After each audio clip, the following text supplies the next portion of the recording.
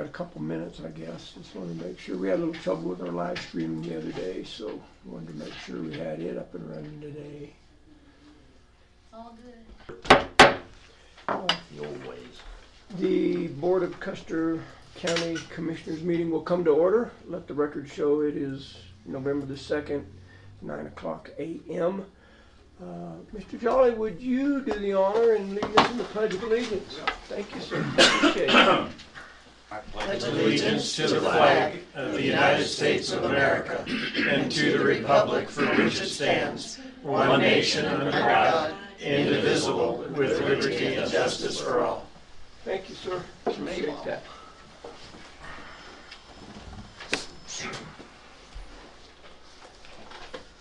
Madam Secretary, would you call the roll, please? Commissioner Flower. Present. Commissioner Kanda. Here. Commissioner Prince. Here.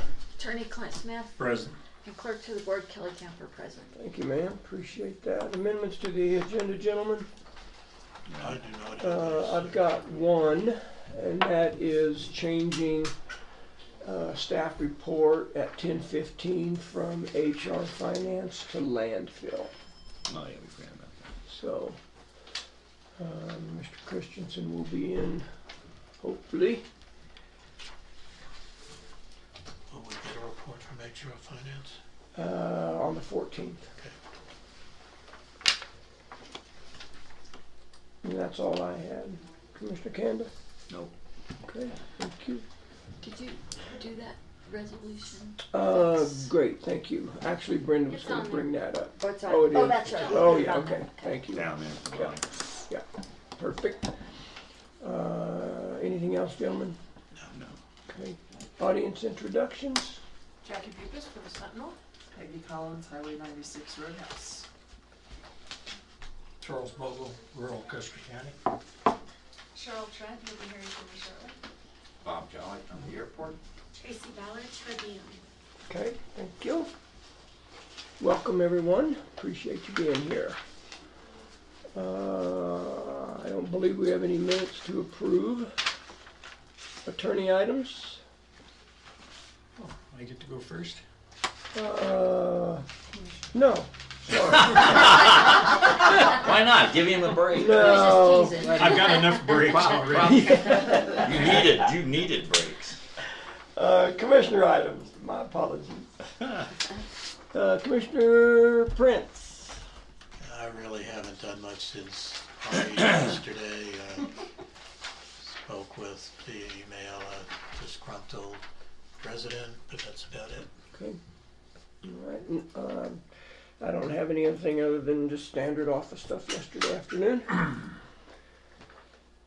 But I believe Commissioner Kanda's been. I got one or two things. I've been busy. I talked with Cheryl. Of course, we're going to be hearing from her, and she's introduced herself. We'll hear more from her, and then the process we're going to go through for the next 6-8 months on the strategic plan. Also, did talk with on the airport. Did call up Armstrong, and we got the RFP template, and I got it to Donna, and she's going to talk with them to modify that to meet our criteria, and we'll get it in time for the on Monday to get it published. And then there's did talk, OT6, I'll be talking with them at 2 today to make sure I'm going to give them the options. We can do it now, we can do it later, we can wait till spring. And the costs that are going to be associated with each of those options. You talking about the burn? Yeah, to move in the burn. Got to move it first. Yeah. And then along the airport, we're going to hear from Bob here in a little bit. We do have that meeting coming up with the DOT Air Aviation Group, and that'll be on Monday up here. They were going to fly in. They decided to drive. They like to drive, they said, so we'll see. If you want to come out, and we're going to discuss the items that they actually did have an opportunity, Bob did, and he'll bring that up here on part of his report, I think. When they went up for a discussion on what they were doing for the state level. This will be tailored to our needs as a separate discussion now, so they've got an opportunity to learn on that, and also help us with the grant process. Armstrong, excuse me, got a frog. Armstrong Engineering deals with that a lot, and so they'll be helping us do that. Great. And then on the airport too, I talked to Kit Shy last night. The fire department wants to buy a compressor, air compressor, and put out there in the hangar, or not the hangar, but in the garage out there where the fire engine's parked.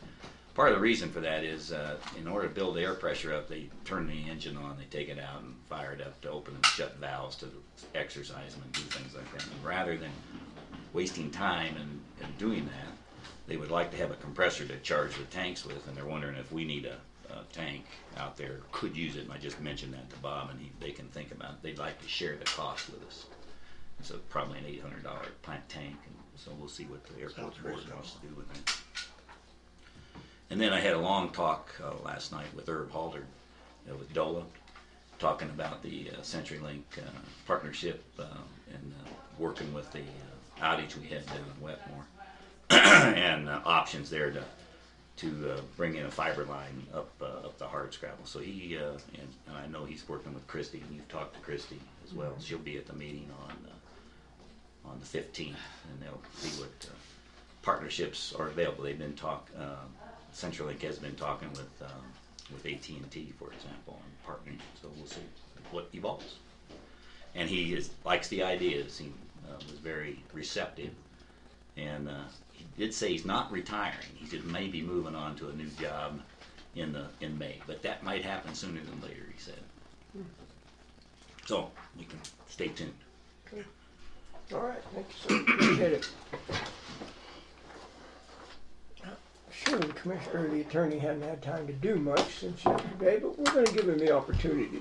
I only need about 15 minutes.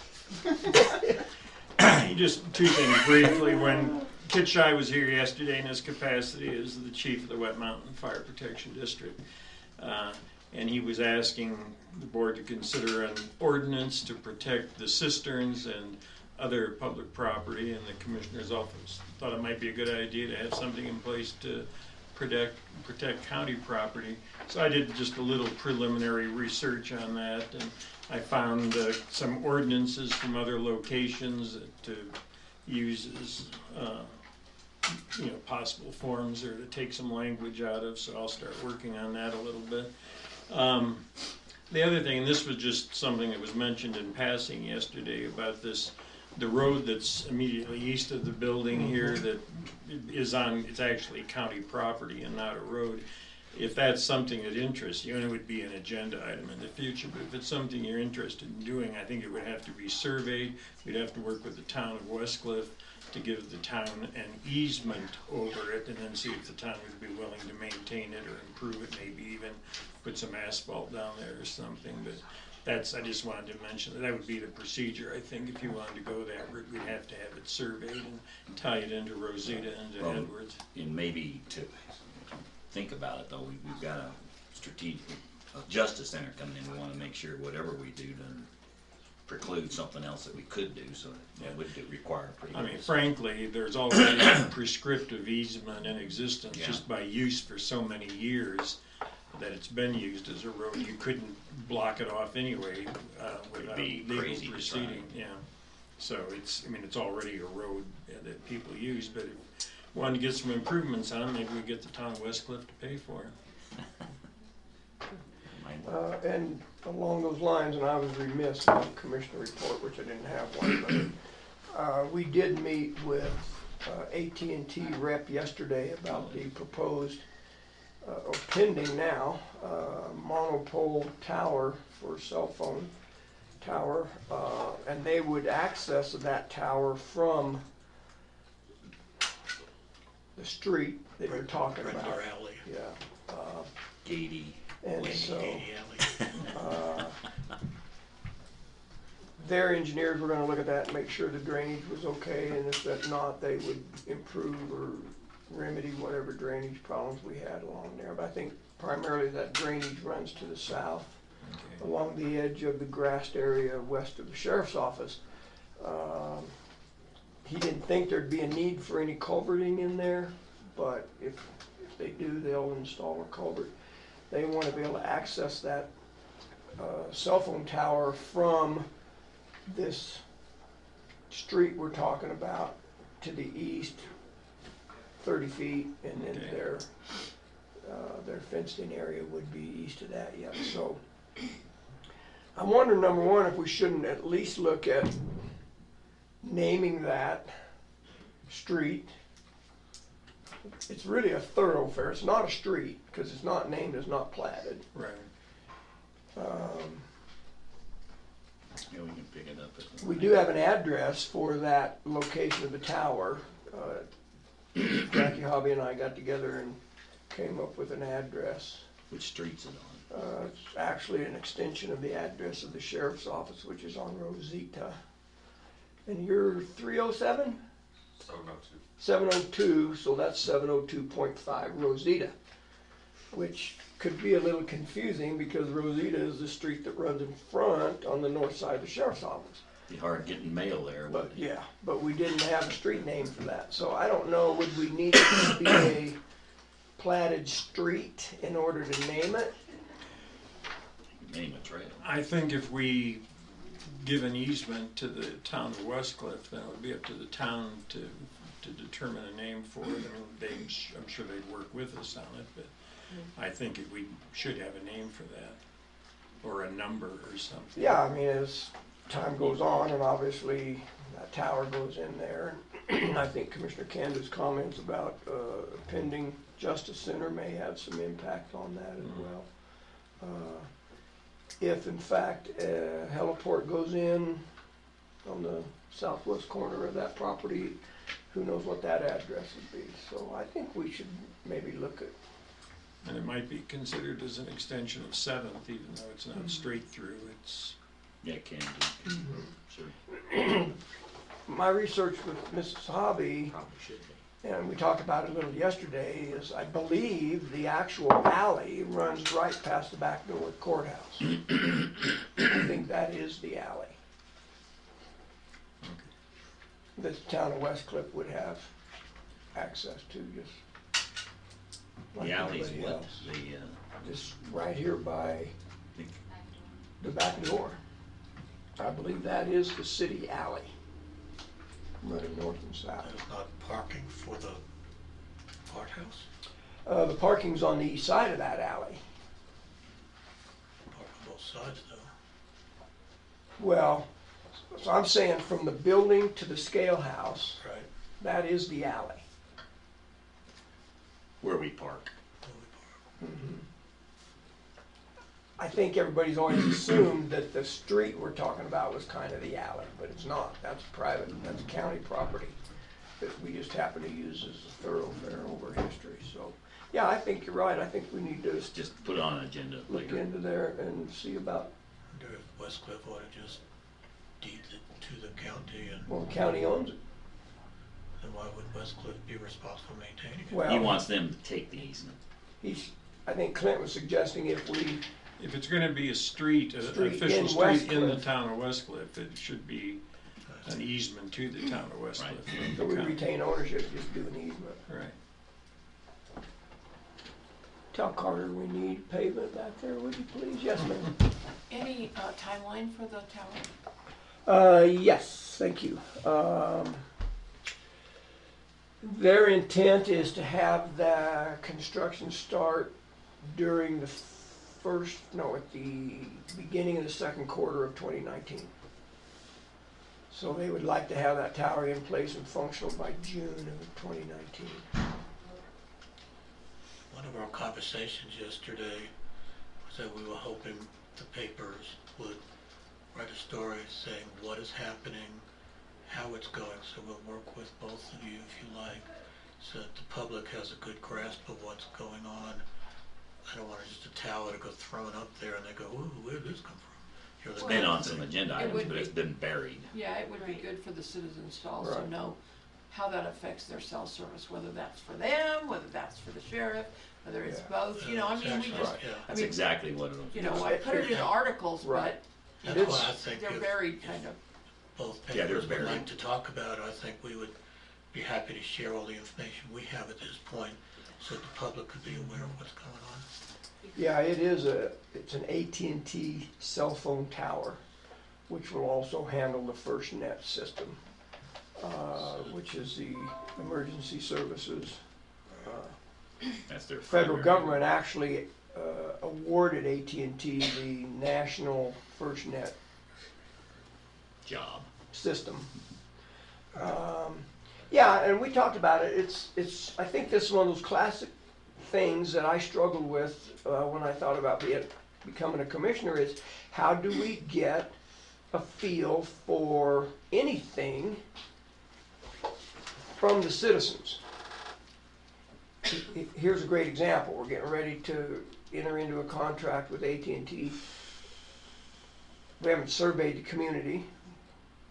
You know, we haven't did a robocall to find out, hey, are you in favor of, you against, whatever. So I think Commissioner Prince is right on track. It'd be nice to, even though we've had it now in our meeting, a discussion in our meeting several times about it, it'd be nice to get something out there and I'd like to at also least give them the opportunity. advocate that we have town hall type meetings that previous commissioners have had Workshops. to allow, you go whatever, but let the citizens come and voice their, Sure. they can know what's going on, they can voice their concerns and. that Make kind sure of to thing. get that out first.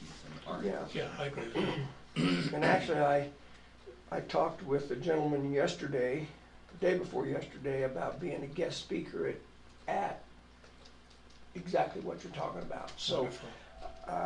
I told him I would like to come to the commissioners and maybe we could do once a quarter town hall meeting. If we call it a workshop, we can all three be there, can participate in it. Maybe do that once a quarter, pick one or two topics. I think that's a terrific idea. The more transparency we have, the better. I mean, people need to know what we're doing behind that door. Good, thank you. Anything else, Counselor? No, that's it. Administrative assistant items? Yeah, we talked about Jim Mann yesterday wanting to vacate that street. And I did talk to him yesterday afternoon, and he's leaving to Arizona for the winter, so he won't be back till April. So I told him to call in April when he got back, and we would put him on an Good. agenda then, so. His name's spelled with 2 N's. I believe so, yes. I tried to find that street. I drive past there on my way home yesterday. I wasn't even sure what we were talking about. It's hard to find any roads in Rosita. Well, that street, They're all- it's never been Never even, been there. It's Yeah. weeds. it's never been bladed in, so, So I'm not sure what I'm even looking at. yeah. It's that San Juan Street, it's Right. never been It's established, nothing, it's right. on the map, but certainly not on the ground, so, yeah, that's, thank you, appreciate it. Anything else, ma'am? Nope, that's it. Okay, good. Opportunity for public comment? Anybody care to expound on something that's causing you gastric issues? Yes, ma'am. Well, a couple of years ago, AT&T came down here and had a couple of public hearings because we were so outraged that we couldn't get 911 or anything else during the summer. So they have improved that one tower. It was much better this summer, much better. And I think you'll find that everybody in the county is going to be just delighted to get a new shower. Yeah, one of our concerns, Peggy, was obviously the unsightliness of a 150-foot tower right here in the middle of the two towns. But they were very specific about their location. We suggested maybe some other places, but within 300 or 400 feet, they were not interested in moving outside of that circle of considerations. So I think who knows what all the reasons were, but obviously this FirstNet deal, they want to make sure they're doing what they told the federal government they would do with that. But And it will help. Yeah. They are going to put, of course, a cell capability on it, they said. And then the fact that it's not much taller than the one that's already there. And you got to want to look for it to see. I don't notice it driving around. I bet nobody else does until they look over here. Sheriff might notice it because that's how he finds his job. Go to the light. Right underneath it, Go to right, the Shannon? light. goes That around. that he Add a little more 911 RF. capability. Yeah, you guys are all radiated over there. Oh, yeah. Sorry. Go ahead, sir. I was gonna add that the cell service is gonna improve significantly, they promise. But to me, more importantly, is the E911 service. I do not know if you dial E911 that someone's gonna go, how can I help you? That's what I'm worried about, so I'm very much in favor of this, and I'm really pleased that they're doing it. I wish they'd do it tomorrow, not 6 months from now, but I visited with him yesterday because we did we kind of walked around out there to make sure that we're all on the same page where it's going to go. He said one of the reasons, he said that it will absolutely be done by June 1st. That is their drop dead site working. But because I asked him specifically on timing, because of the fencing that they have to put in is going to tie in with the new fencing that we're putting in. right. So working out that timing, because you know they kind of have to come together there. But he said one of the reasons this has to take so long is because it is a federal government.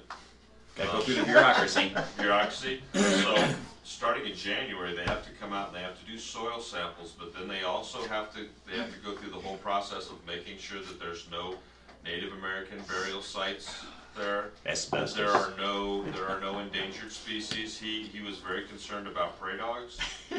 Honestly, he's like, so we're not on prey dog issues, right? Because if we are, it'll put a stop on this project for 2 or 3 years. So, which, as we all know, close proximity. I mean, we have prey dog issues that are close there. So he was saying we have to go through all these different hurdles, and that's why it takes so long. Yeah. And we got the paperwork yesterday on the Indian ruins thing. So it's just a document to fill out, but Also, that tower is a source of revenue. We're talking about 250 square feet, 50 by 50 square. So it's not like we're taking millions of acres. 2,500 square feet. How much a month are they going to pay? 2,500. 1,200. 2,500. Or 2,500. It's not- 2,500 square feet. Yeah, Yeah, yeah. 1,600. $1,200 or $1,600 a month, whatever. 16, yeah. We have not signed a contract, a lease agreement with them yet, but that is supposed to be forthcoming in the next week or two. Negotiations are. The other thing I wanted to say, because these two individuals standing in the back of the room have been hammering on me about this. We were fairly adamant yesterday about the radio frequency interference.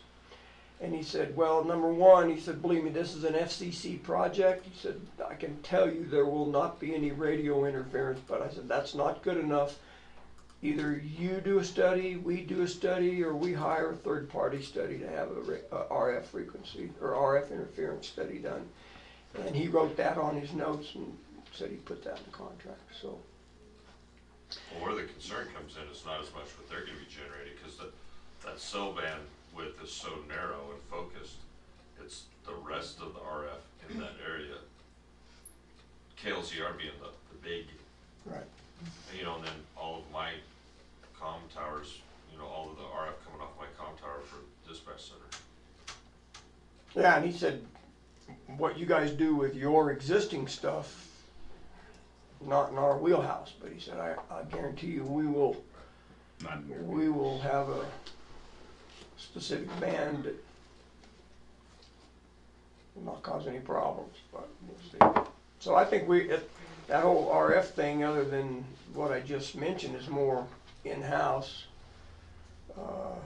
And I agree that we probably need to do something about that. I did look at the KLZR radio lease contract, and it's in there that they would stand the expense of a study if the county felt one was necessary for their band.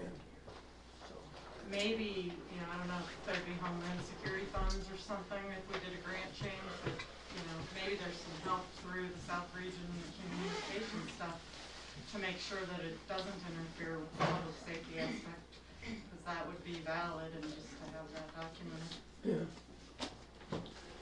When you say it doesn't interfere, you're talking about AT&T stuff? No, or? the radio. Yeah. Okay. Because I think we've got some issues already. Yeah, I do too, actually. And I don't know what kind of dollars we'd be talking about for a study, but we probably need to look into it. Other public comment? I just have a question. Yes, ma'am. Will you be getting us the information via email, or do you want to schedule a meeting time to go over this with Talk to him in Jackson person. D? Yeah, I'd say an interview Okay, would be probably more effective. okay, You'd cover better ground, Yeah. make it clear. absolutely. So should we call Brenda, or does Brenda want to email us? Or want to work?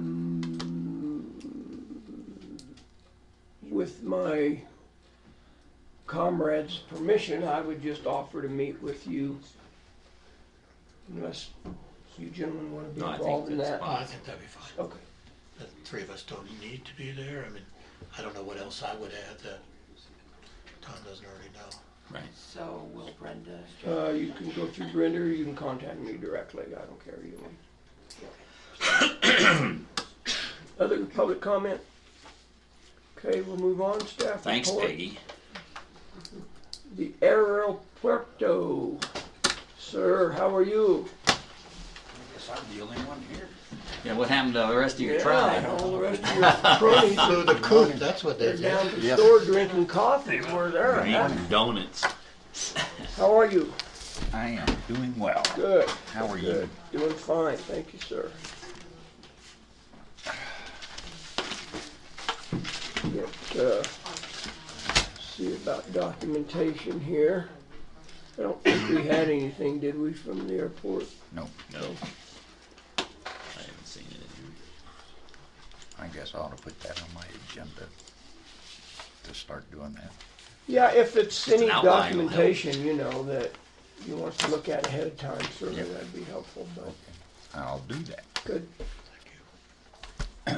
And for October fuel sales, it didn't actually dawn on me to download the information before we put in that M4000.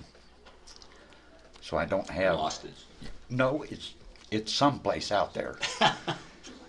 The credit card companies have it, but Yeah. I didn't get it. Right. But on the 15th of October, we had our world fuel inspection. Came down, and for the second time in 3 years, we got a perfect score, Good. Excellent. which was amazing to me since I dropped some snow into the white bucket right as we were doing the test. Okay. So, luckily, the inspector saw me drop it in there, so he knew that it was an accident. But anyway, we did get a perfect score on Good. that, and we'll be getting a letter, and I'll forward it to y'all when I get it. We started installing the M4000 on the 20th, and that was an all-day affair. Well, actually, it was 3 days, but we took the old one out and put the new one in, fired it up, and it was working. Unfortunately, when I put my credit card in there, it charged me 25 cents for a gallon of fuel, Not good. which was not real good. So we got a hold of QT Pod on Monday morning. We shut the system down for the weekend, and I did put a notum out there. But we called QT Pod Monday morning, and they worked with us and got our price up right, reset it, Good. and did all the credit card information and got that up and running. So the credit cards are working. Al Avenue, as a matter of fact, was the first person that came along Yes, sir. Do we have a tissue? Yeah, we have a tissue. and fueled his airplane, Good. and it worked great. You okay? We've got one little issue with it, and that's the overflow. There's an adjustment they can make to change the overflow. Right now, I think it's overflowing about a half a tenth, but it's not doing a pre-surge, so I'm not sure that it's really an overflow. I have to be out there sometimes when people are fueling to see what the predominant way of fueling is, whether it's by gallons or dollars or fill-up. Because on fill-up, it's not an issue. On dollars, it's not an issue. The only time it's an issue is on gallons. And without doing the pre-purge, I'm not sure that it's really a problem. But I want to check it, so we'll be doing that. And I did send the motherboard, the DPS board, and the card reader back to QT Pod on the 29th, I believe. But they did receive it. I just got confirmation last evening. They did receive it at 2:30 in the afternoon on the 31st. So anyway, They'd already given us credit for it, don't yeah, I believe so. they? But It wasn't like they had to get it and then. right, but they had a deadline of Right. 10 days, give or take, so their paperwork's in. So I did get it back to them. And on the 24th, we went up to Front Range to a CIP, Capital Improvement Program workshop that was put on by CDOT, Division of Aviation. And we had taken a lot of stuff off of our capital improvement program because of some of the improvements that are happening out at the airport, and they were on our capital improvement program. So we said, well, this has been overtaken. And they sort of suggested that we leave it on there because that shows that we have public interest in doing things, and that helps to sell our future programs. So there's a meeting coming up on Monday with CDOT and Armstrong and some other folks. We're going to meet out at the airport to discuss the CIP and grants and things like that. See, the first, on the CIP, there's the first 2 years are locked in. But talking to Caitlin Westerdorf with the CDOT, she said that they can change those first 2 years. So we're going to try to get her to change those first 2 years for us for 19 and 20 to reflect some of the things that are going on now, to move those to those first 2 years so that it shows that we had some activity going on. So we'll be doing that. And other than that, that's about all that's going on at the airport, other than Understand, she was excited about the AWAS. Yes, yeah, very excited about that. There's apparently only two valleys in the state of Colorado without AWAS. That's air Tell me what that is. Weather. weather service observation. Thank you. Air weather observation. Yes, and We put in that weather station last year, did we not? Or Well, was it, we put something in for yeah, weather last year? It's called Say Weather. Say weather, right. Yeah, but it's not, it doesn't have a real long range, and you can't phone in to find out what the weather is in the valley. That's fine. I was just curious what it was, With, how it differed. with the normal AWAS, you can call it up from anywhere Got it. and Get all of a local sudden, weather. Used to be local in weather. person, but it's all automatic now. Yeah. Isn't that the whole? Which is another good thing about this M4000 is we don't have to go down to the airport now to get all the information. We can get it from anywhere. Online, I can get it from my cell phone anywhere in the world. You can just, Your sales, fuel sales report, do you know? No, that's okay. I don't want to put you on the spot, No. so maybe you know off the No. top of your head. no. That's fine. When I first started out, I said that I forgot to download that information It's when we not a changed. I know, I'm sorry. I didn't mean, it was not intentionally putting you on the spot. Oh, that's all right. I don't mind being put on the It spot. wasn't intentional, I But- promise. I don't think I have anything else to pass on to. Okay, well, appreciate it, thank Thanks, you. Bob. But that, putting that M4000 in was sure an eye You can opener. read it now, that's the nice thing. You can read it, and it works, and You know, we don't have to worry about telephones anymore. ever since I've been a part of the commission, we've had ongoing issues with airport fuel dispensers and credit card machines and all. Do we think we got it pretty well under control now? Well, Hopefully. we got one other little problem that I forgot to mention. We have got a solenoid over in the fuel storage facility where we store the fuel that is on its last legs. And I'm sort of wondering whether to get it fixed or not. We did have Eaton come down and look at it, and indeed it is bad.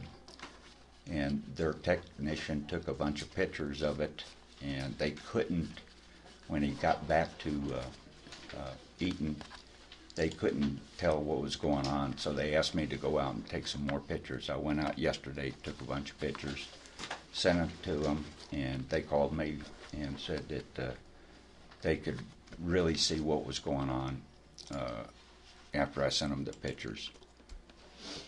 If that's going to be, I don't know if that solenoid, it's already popped the breaker a couple of times, and I don't know if it's going to last another day or another month or 6 months, but it's going to go.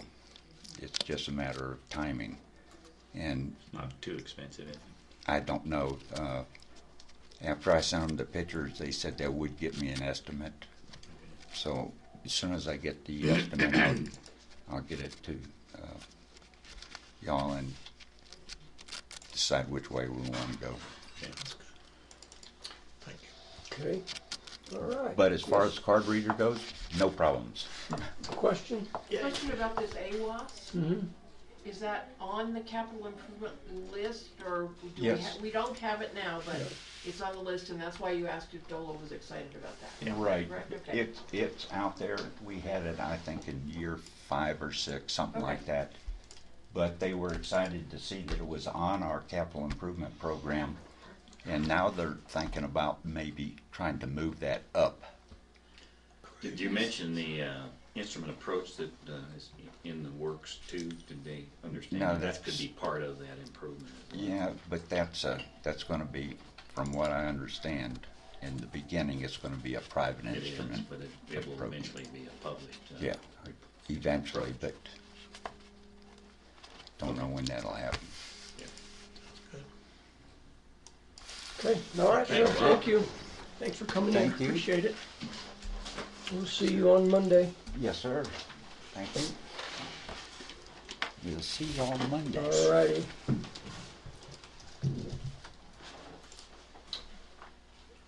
Office of Emergency Management. Good morning. How are you? Where should I go? You can Right to start left? wherever you want. Top to bottom. Hi. Top to bottom, yes. Poor Clint. I know. Usually I start over here.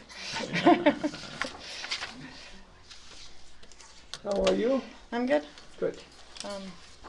How are you? Get caught up here on my. Yeah, Good, that's doing well, thank you. Just chatted. How'd you lose it? Bring my glasses on.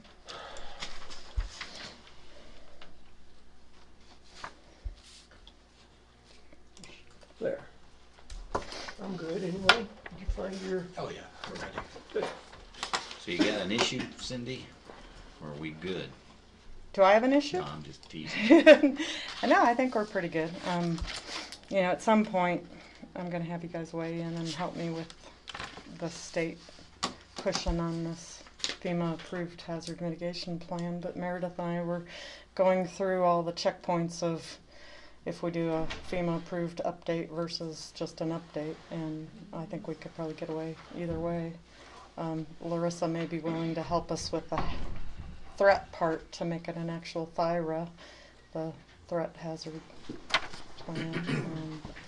And then yesterday I went to the South Region meeting in Walsenburg, and this is just a copy, but it's, I gave Shannon the original, but it's on his $30,000 grant that was awarded, and so we're meeting on the 8th to walk that and fill out our historic preservation, whatever it's a one-page form, so it's good that all these things are falling into place at the same time, and we can figure out how to get that fence done with everybody's T's crossed and I's dotted. Talked to Shannon, he said that the money had been allocated but not released yet. Yeah, so it was released effectively October 1st, but it's in our 2019 budget. And the big kicker and the reason she was stressing on this form and getting this paperwork filled out right is Fremont County had a water intake fence project that they did not do. So the sanitation district put up the fence, did it all, and now they're trying to get the reimbursement.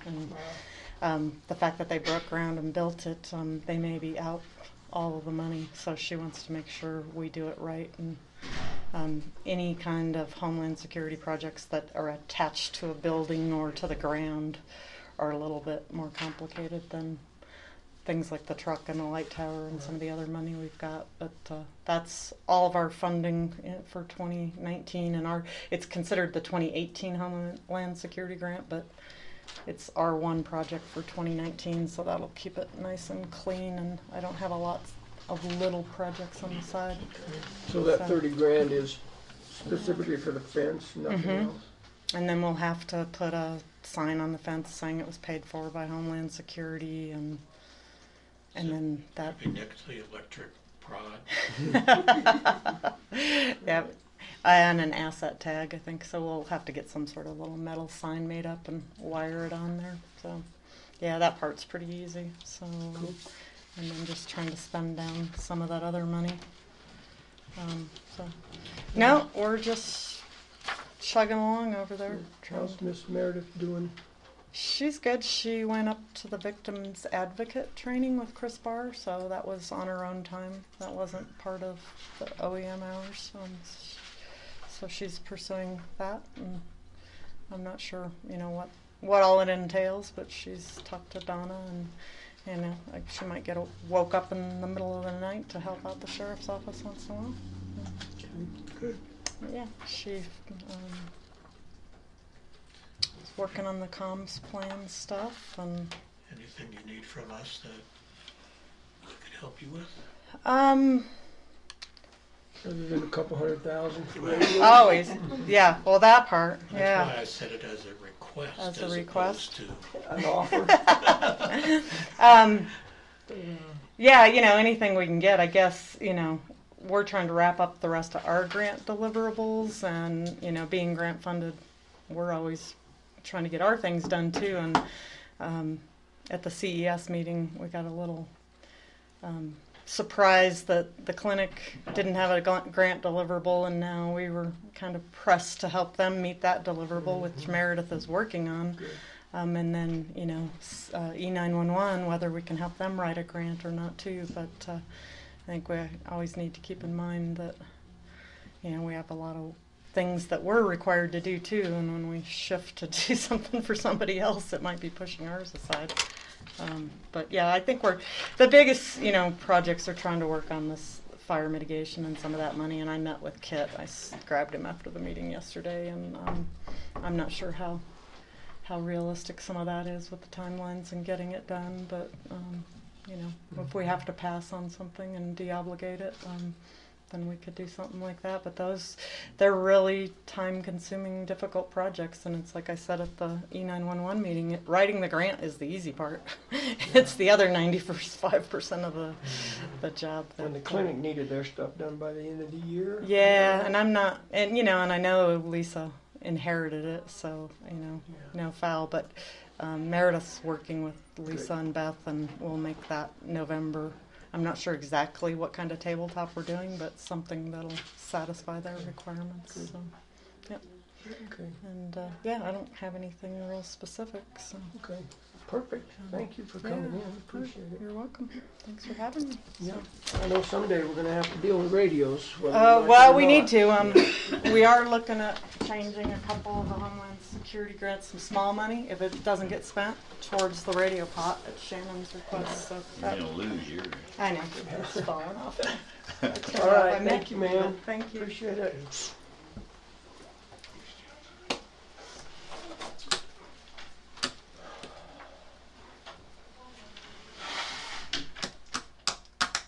Would landfill like to? I don't think he does. May I? We'd love to have you, sir. We'd love to have you. Morning. How are you, sir? Good. Good to see you. You're blowing a lot of blue smoke out there this morning. What was that? Something's going on out there. I don't know. How are you? Okay. Good. Good. Sorry I missed you yesterday. That's okay. This is updated numbers through October. Thank you, sir. You Your did it from report memory? filed under yesterday, so you need a copy? You want a copy? No, I don't need it. That's just updated through October because I was missing a couple of days when I did my report. So, and I have a question. Working out.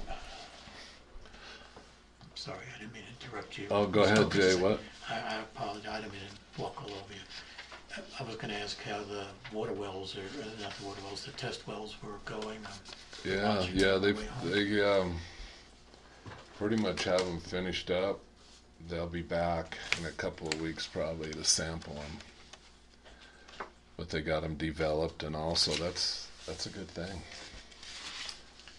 Excellent. 275 feet for one and 285 for the other. And that's just first water, but they have plenty of water so they can sample it. Yeah. And then they'll sample the soil too, so. But it all looked clean to me. Okay, but they don't give you really any indication No. until it's actually sampled. No, they actually said that if there was contamination in the soil, because they bring up samples every 10 feet, that's why it takes them so long. But they said if there was any contamination, they'd know. But it has to go to the lab, and they have to do all their. Everybody's got to get paid. Right. The drill site they were on when I was out there was at the west end, Right. and then they drilled north of there. Yeah, on the north side.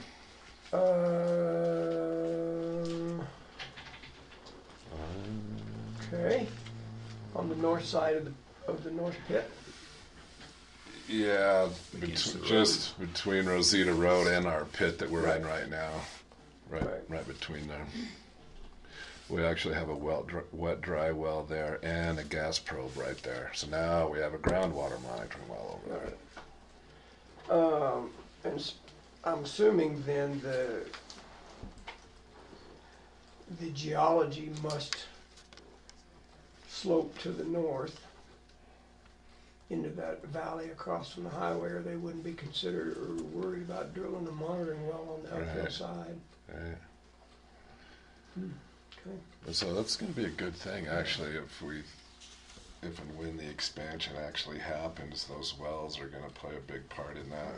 And so after they get their sampling done and get the report back and the state gets it and everything, then the engineers can get started, because that's a big part of their plan too, is those wells. So Those are 8-inch casings or 6? 8. 8. Which in the drilling business, that's pretty good size Pretty for big. non-oil and gas exploration. I mean, an 8-inch. Yeah, went really good though. Good. Have you had any repercussions on the commercial landfill fees that are going to go into effect? Not yet. Yeah. They haven't gone into effect yet. Yeah. Well, I just thought maybe once they heard, I they actually would come have a running to you. question on that same thing. Is we're gonna pull $1 out for every yard Now, can we just do that at the end of the year to save all the paperwork? Because I have total yards on there. 10,000. Yeah, 10,000. Yeah, I think so, don't you, And so gentlemen? come the end of December, or the third week in December, whatever, we can just turn it in, then that'd be the number. So it'd be About $10,000 Yeah, by then it'll be around 12,000. that would go into I the, think that makes perfectly good sense. good. That saves, Banking it for the that next saves a year. lot, Talk, we just make sure we communicate that with Donna Hobby, right? and we get a line item set up for that. I figure by the year 2175, we'll have enough to expand the landfill. At least, There you go. at least fence it. 2175. You started out, said you also had a question. That was it. Oh, okay. Yeah, that was Yeah, the I one think that's had. reasonable. There's no reason to do it quarterly. Right, I It's didn't not gonna think be so. enough either. money to Not gonna earn have an enough impact. interest to matter. Yeah, Yeah. What a system. good, good. And so that'll be easy at the end of the year because the totals are right there, and they can just take that number and move it. I think it's reasonable. Good deal. All right, excellent. I'm Thank off you. to Pueblo because my gas probe isn't working for my gas monitoring well. So So did you get your new truck? Yeah, I was gonna ask that too. no, the one that they had, they found one in Texas, but it sold because it was quite an experience getting them to understand lease purchase. Really? They thought that I was just a customer coming in off the street and was going to lease a vehicle, you know. No, that's not how it works. And so I finally You got it squared away. got them squared away on that end of it. But I'm going to stop over there too. I'll go drop off my monitor, and then I'll go over there and talk to the finance guy because he won't return my call. So far, they don't return calls. I mean, customer service is everything. Mm-hmm. Yeah. All Leave a right, message that you're sir. going to Dodge or something and see what he says. And actually, GM, the fleet, every year they have a fleet, salespeople come around, and it's GM, or it might be Ford or Dodge or whoever, and they go around the counties and try to get them to buy vehicles. Anyway, it's GM's turn this year, and so I talked to that fleet representative. And so he's helping out a little too. Maybe we'll get a little cheaper. Great. Yeah. Okay. So that works. Thank you. Okay. Jay. Thank you for Be everything. careful driving. Bill. Thanks for coming in. How you doing? I'm hanging in. Good. Getting there. Sit, Kelly. Is there a barn raising going on out there? There is. Yeah. In a hurry. I saw pictures. Stay Good standing. morning. Morning. Nice to see you. How are you? All right. There she is again.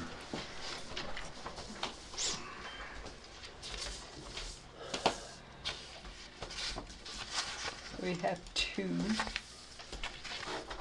Want to do October 1st Sure. or September? Probably September. Yeah, maybe. On both. There's yours to sign. September 1st. September, yeah. Yeah, I had October on the I top. just want to know which Yeah. one to pull it.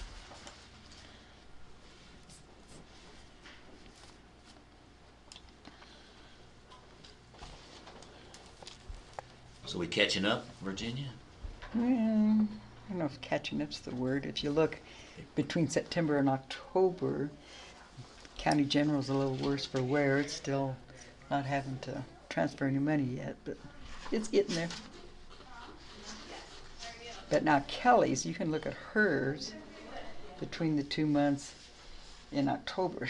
Did you see how much you brought in? I think it was a record month. Yeah, At least it felt like a record month. 256. Everybody paying their fees, were they? Yeah, couldn't believe it. So, Geez, also 172. Yeah, she had Yeah, 172 in September, and she has 256 in We've been extremely busy. October. Did you contribute? I did. Thank you, Tracy. Oh, you've been in paying, huh? I think I did too. So she really brought in, couldn't believe it, difference. Yeah, it It was a huge month.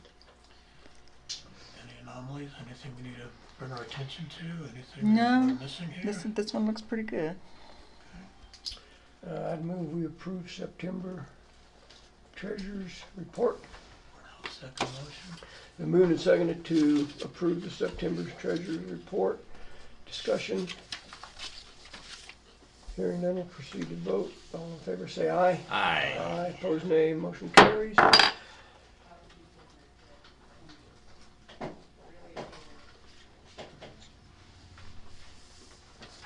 Thank you, ma'am.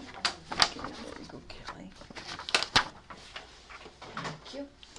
Okay, and here's October. numbers.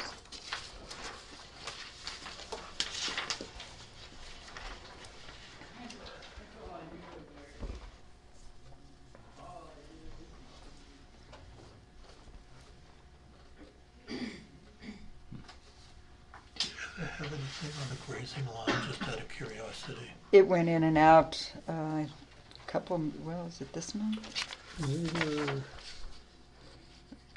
Yeah, it's not on this one. It was like last month or the month before, I think. But it's just an in and out. Mm-hmm. Okay. Seemed like we talked about that. Yeah, Uh-huh. yep. Yeah. Oh, good. Chair would entertain a motion. I'll move we accept the October report. I'll second it. Moved and seconded to accept the October's treasurer's reports. Further discussion? Hearing none, proceed to vote. All in favor say aye. Aye. Opposed nay. Motion carries. Report's been, Virginia, you were easy today, thank you. I have one more. Oh, This is my PT report that you guys are supposed to peruse last month, and we didn't meet, so. right, public trustees. oh, yeah, yeah. Yeah, how you doing, sir?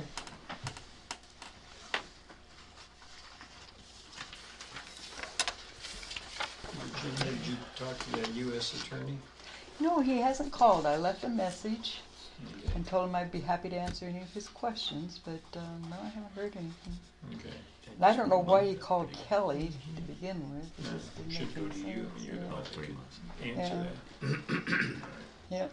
I'm waiting for him. I left a message. He didn't call back. I might try calling him again. Okay.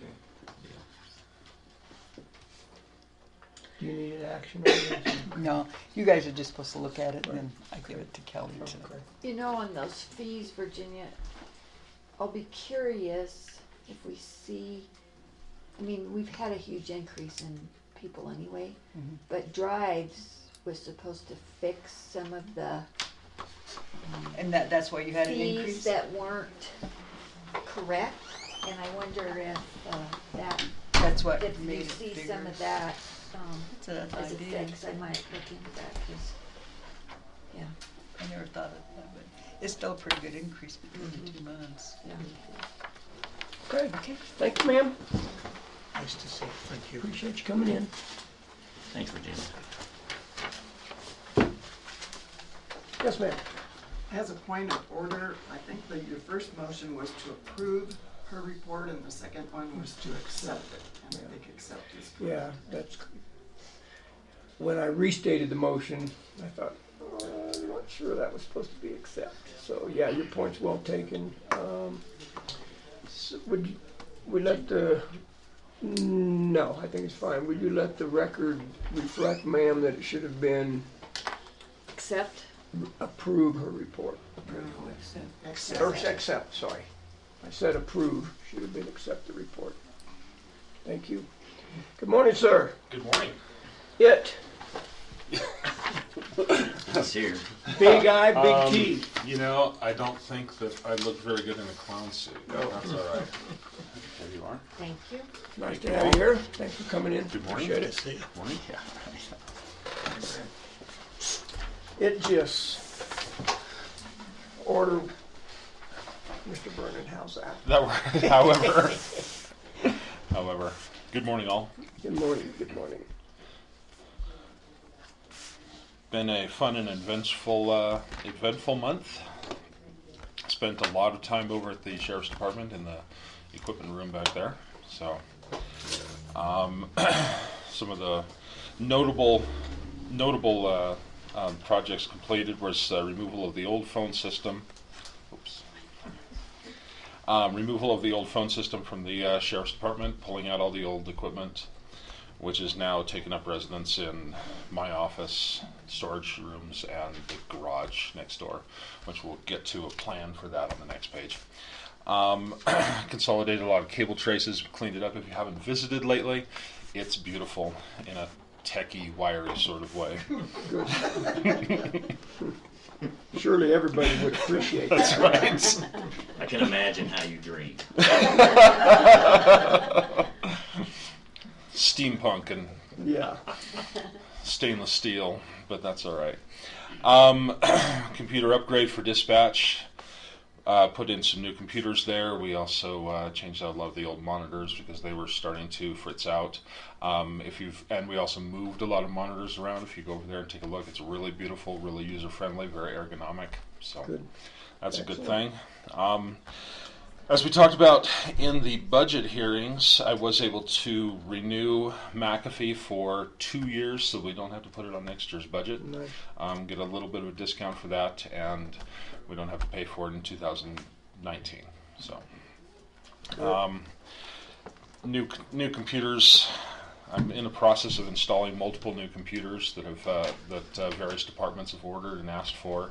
Upcycling older moderately used computers to non-essential locations, so we can save some money that way. Ongoing projects, of course, the general election right now. The excuse me, which will be ready for the website on Tuesday, and it'll look nice. So, computer replacement retrofit program, like I said, I have 8 computers stacked in my office right now, so that's always a fun time. That includes things for VSO, search and rescue, the assessor, working with their budgets this year so we don't have to take care of it next year. All of those are, of course, Windows 10, so we don't have to upgrade from 7 to 10 during the Windows stopped supporting 7 in 2020, so we have to switch over before that. So all of that's going into place right now.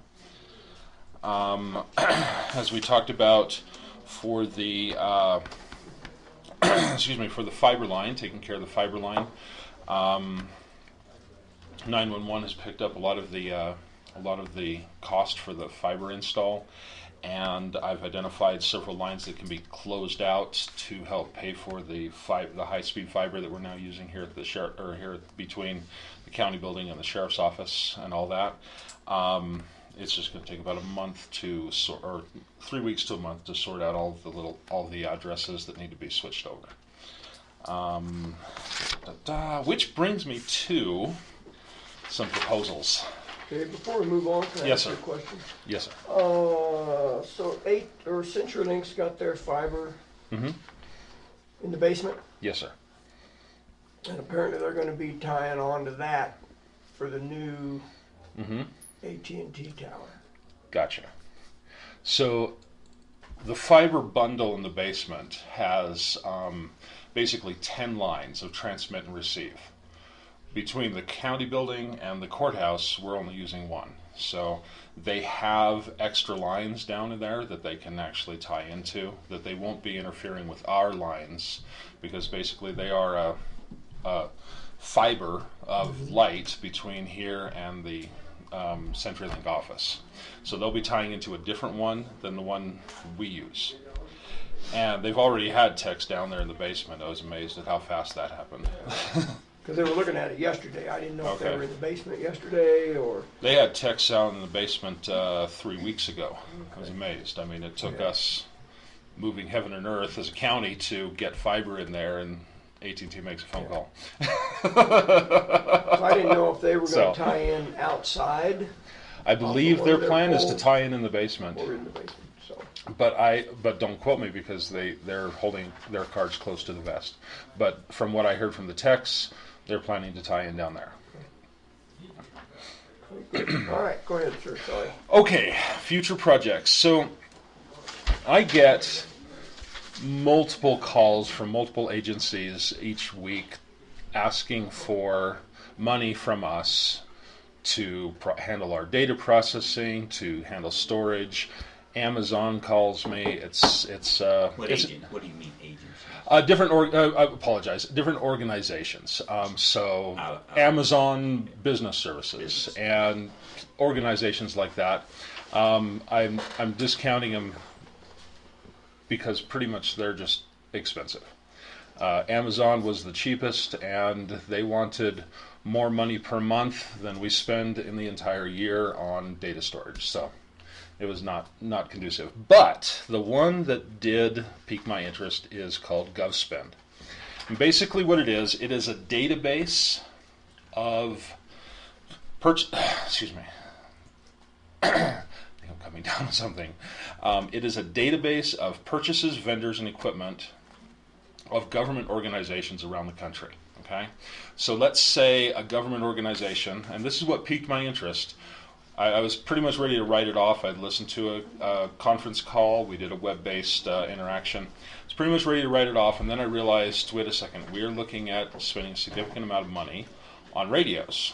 Okay? So for instance, if an organization, a government organization, a county in back east spends $3,000 on radios, per radio, and another one in California spends $3,200 on radios. This is a database that shows how much they spent, where they spent it, the different vendors that supplied them, what type of service they offer, what type of services they include in the price, and create spreadsheets that we can then use to analyze who's spending what money on what, essentially. And you use that to determine when you need to buy something, you have a database of the different expenses, what people pay, who to go to, that type of thing? Exactly. That's exactly right. And on top of that, they also have a bidding option, whereas I can say, I need 10 radios. And I put it out there to the vendors that are listed there, and they can all then say, "Oh, well, I can supply them for X amount per unit," and then I can fulfill any bidding requirements. If it's let's say we're making a $10,000 or higher purchase, we can get multiple bids and offers for the purchase. You could put it out one time and go to all the vendors Exactly. in your database. They pulled up several examples where people would put out bids, and within a week there were about 30 bids for each of their supply requests. And they buy this is a database of everything. It can be, he pulled up grenade launchers for a police department, to bandages for a county-run EMS service. And so what I have done, and I've gone to different entities. Basically, I've gone to the heads of certain CES groups, fire department, OEM, dispatch, the clinic, and asked them what they thought of this, and they all basically gave their tacit approval to investigate this, and the GovSpend folks are going to set up a sandbox for me so that I can kind of play with some things and experiment with it a little bit. But basically, it comes down to it's a subscription service. It comes down to $2,000 a year. But if we were able to split it between all the different CES entities, it would be about $100 to $200 a year. And we could pay for that in the first 2 years, or we could pay for it in the first year, based on radio savings alone, which we're looking at replacing for each entity. So I'm not asking for a check. I'm not asking to spend money right now. I'm just wanting to bring this as a proposal and say, can I have your tacit approval to investigate this and see where it goes? I don't think we need to vote on Sounds that. like a very cool concept someone came up with. Sounds like the vendors would hate it because everybody knows what everybody else is paying, and they can sneak in there. And it sounds to me like it was eye-opening. I just spent about $15 per McAfee license for the entire county of 70 licenses. Renew them for 2 years. And then I go and I find that one government organization paid $30 a license for 300 or whatever, Gosh, and then that some I was find, us.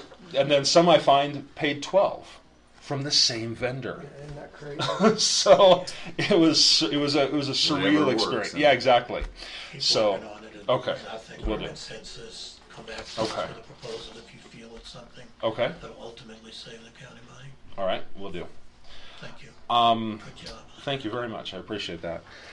Yeah, this one piqued my interest, and they didn't take no. I mean, I was in the middle of the 911 changeover. I canceled several of their several conference calls, but they kept on calling me back. So it was interesting to experience that. The second proposal I wanted to run past you was a county eBay account. When we did the 911 changeover, I've got a bunch of equipment sitting in that closet, in other places around, that needs to go someplace.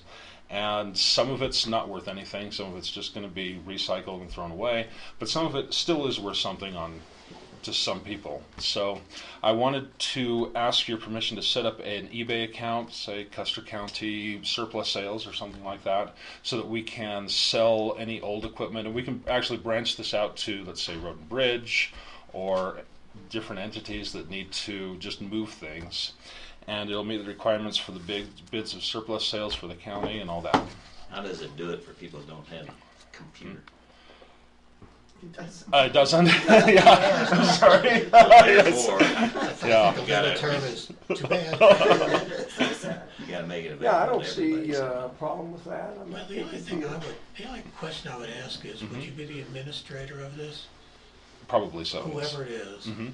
how much time will it take, because you have to put pictures and descriptions and all that, and would it interfere with your normal business? Because I know there are a lot of governmental auction sites, you can say, come pick it all up, they keep half the money, you get half the money. I see. Without having to take away from our daily duties. That's my only concern.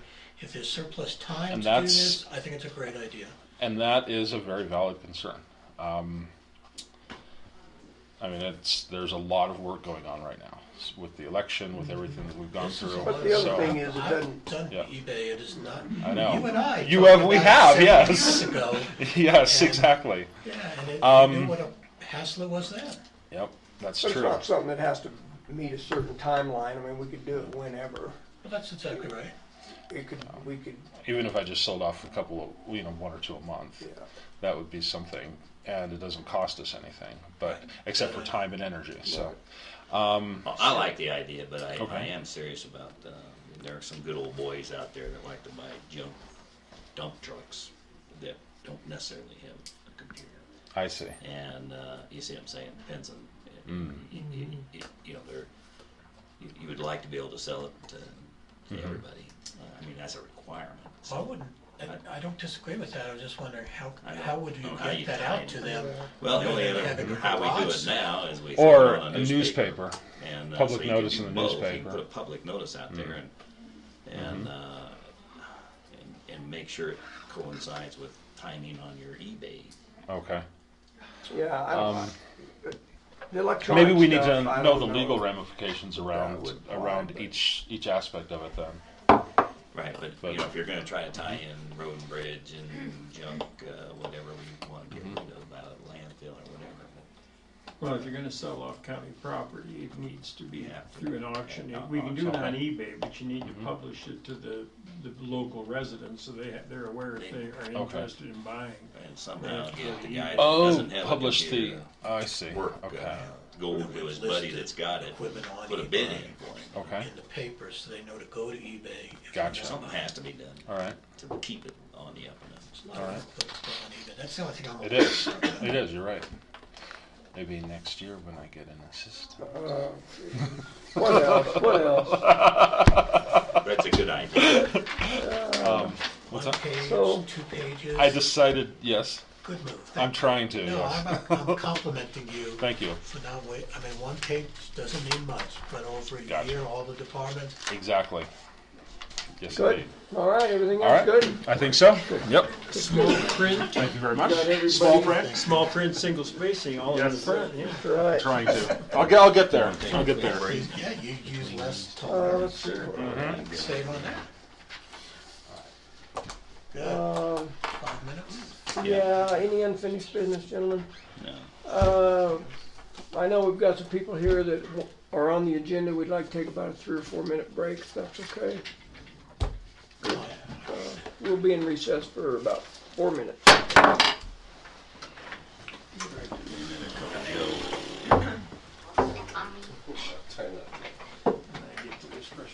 You go ahead. Yeah. If I can get it on. So we'll move on to new business. We will allow public comment and would request that public comment be limited to the specific item that commissioners are getting ready to vote on. I've spoken with Ms. Trent. She has acquiesced to move to the bottom of the agenda. So we will move on. Get everybody in here. Yeah, we've invited the elected officials to come in and set in on her presentation. That's why we're moving her down. So with that, we'll move on to the next item of business, which is presentation by Kevin Patterson and Julie Oleman. Welcome. Thank you. Feel free to bring up another chair. Yeah. Julie. Good morning. Chris and Cross. Good to see Sorry. Yeah. You're welcome to I grab just the stand. chair. I'm good. Well, there's, I'm we'll used bring to another standing. chair up. I'm used to standing. That's right, you are. That's right, you do that Yes, yeah, for a living. right? Thank you guys for having us. Welcome. Yeah, thanks for letting us speak. We're a new trash company started up. The truck will be here tomorrow or today. We are locally owned. It's comprised of Leonard Alleman, Kenny Patterson, and myself, Kevin. P-Bar-O Disposal is the name of it, and we'd like to bid for your trash services in 2019. Okay.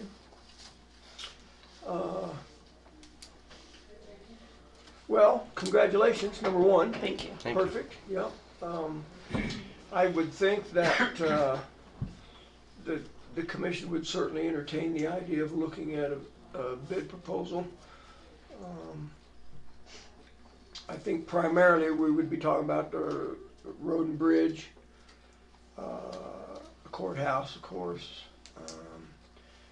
You're not in the porta potty business, so that's Nope. not a consideration. So I think that would be all that we would have would be Where the those. airport has a dumpster. Yeah, airport out there. The sheriff's station. Sheriff's station has it. You just talk about all the county dumpster business. Less Wetmore. Yep. Well, Do we go to Whitmore? I think the American I'm way just is asking. I believe Wetmore is serviced by somebody else right now, but we'll bid it for sure. Okay. Yeah, I had asked to see where we had dumpsters at. I hadn't thought about the airport, so that's a good point. So we'd probably be looking at 4 or 5, huh? And that, what frequency would you think? Monthly, semi-monthly? Whatever you need, because I would imagine Weekly they're is what we do here, Weekly for here. sure. But not down not at at the the airport. airport. Yeah, it'd be slow. So we just have to, That Fire would be station, monthly. we talked to them probably, Mhm. and then the road and bridge. so you would, basically would bid a weekly rate, Weekly or monthly or bi-monthly or whatever you guys need. and then we'd say, okay, well, this is what we have. Okay. If I may, I think this is the American way. I compliment you on starting a new venture. I think we as a county feel that it is our duty to save as much tax revenue as we can, and the bidding process is the best way to do that. Service is obviously of paramount importance. Also, you could bid it way under someone else, but if you have one truck and it's broken, now what? So those are the kind of things that we need to think about. But I personally, and I'll defer to my fellow commissioners, welcome the opportunity for you to bid on county business, and we'll ask Oak Disposal to do the same, and I think we'll talk about the ramifications of the bids, and price may not be the total deciding factor for things like I just mentioned. So I compliment you, and I think it's great, and I would look forward to an opportunity to do that. And you guys are aware that effective January 1, commercial rates at the landfill are going up. So, okay, good. Yes, ma'am. Mine is being delivered on Monday. Nice. Good, good. Yeah, so, yeah, I'm excited as well. I mean, anytime we have another business adventure up and running, it's good. Yes, ma'am. So my question is, since before there was only one name in town, do we put this like in a newspaper or put it out to bid, like for 2019 services for both places? Yeah, I would think so. Just like the newspaper. Just put a notice. Yeah, we need to do that for sure, and we probably ought to do it fairly quickly because we're already into November. Give both entities an opportunity, maybe a third entity from somewhere else feels it's cheap enough to come up here and compete. I don't know how they could, but I mean, you know what I'm saying. We can't limit it. We need to do it the proper We methodology. usually do that for gas, our gas Mhm. propane services too. So it's $10.25 a cubic yard is what the price will be starting January, or was it $10.50? No, 9:30. $9.30. That's right. It went up $1. So you know. Well, good, very That good. was Yeah. Jax's price. We will, I would think, handle the bid process towards the end of the year, just like we do with our propane. And Be fine. so I would assume So we you got will one truck right now? send you a letter. The truck should be coming today. Yeah, Good. Brand spanking new, I heard. brand new. Wow. Brand new and brand new dumpsters. Oh, they're beautiful. Totes. Yeah, what color is it? Blue. It'll be blue. Blue. Sky blue? Dark blue. Dark blue. Sounds great. Are you gonna have the small plastic containers too, or just the large? We have 95-gallon totes at this time. Perfect. We're looking into the options of doing the 65, but we haven't decided on that. Great. Well, I wish you tremendous success on a new venture.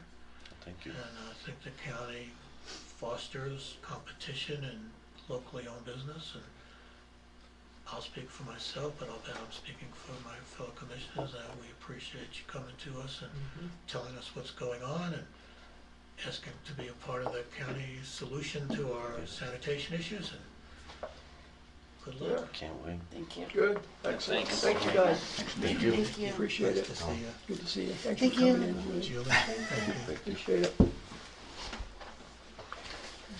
I have a hard time keeping all the Patterson straight. Kevin and Kenny? Kenny.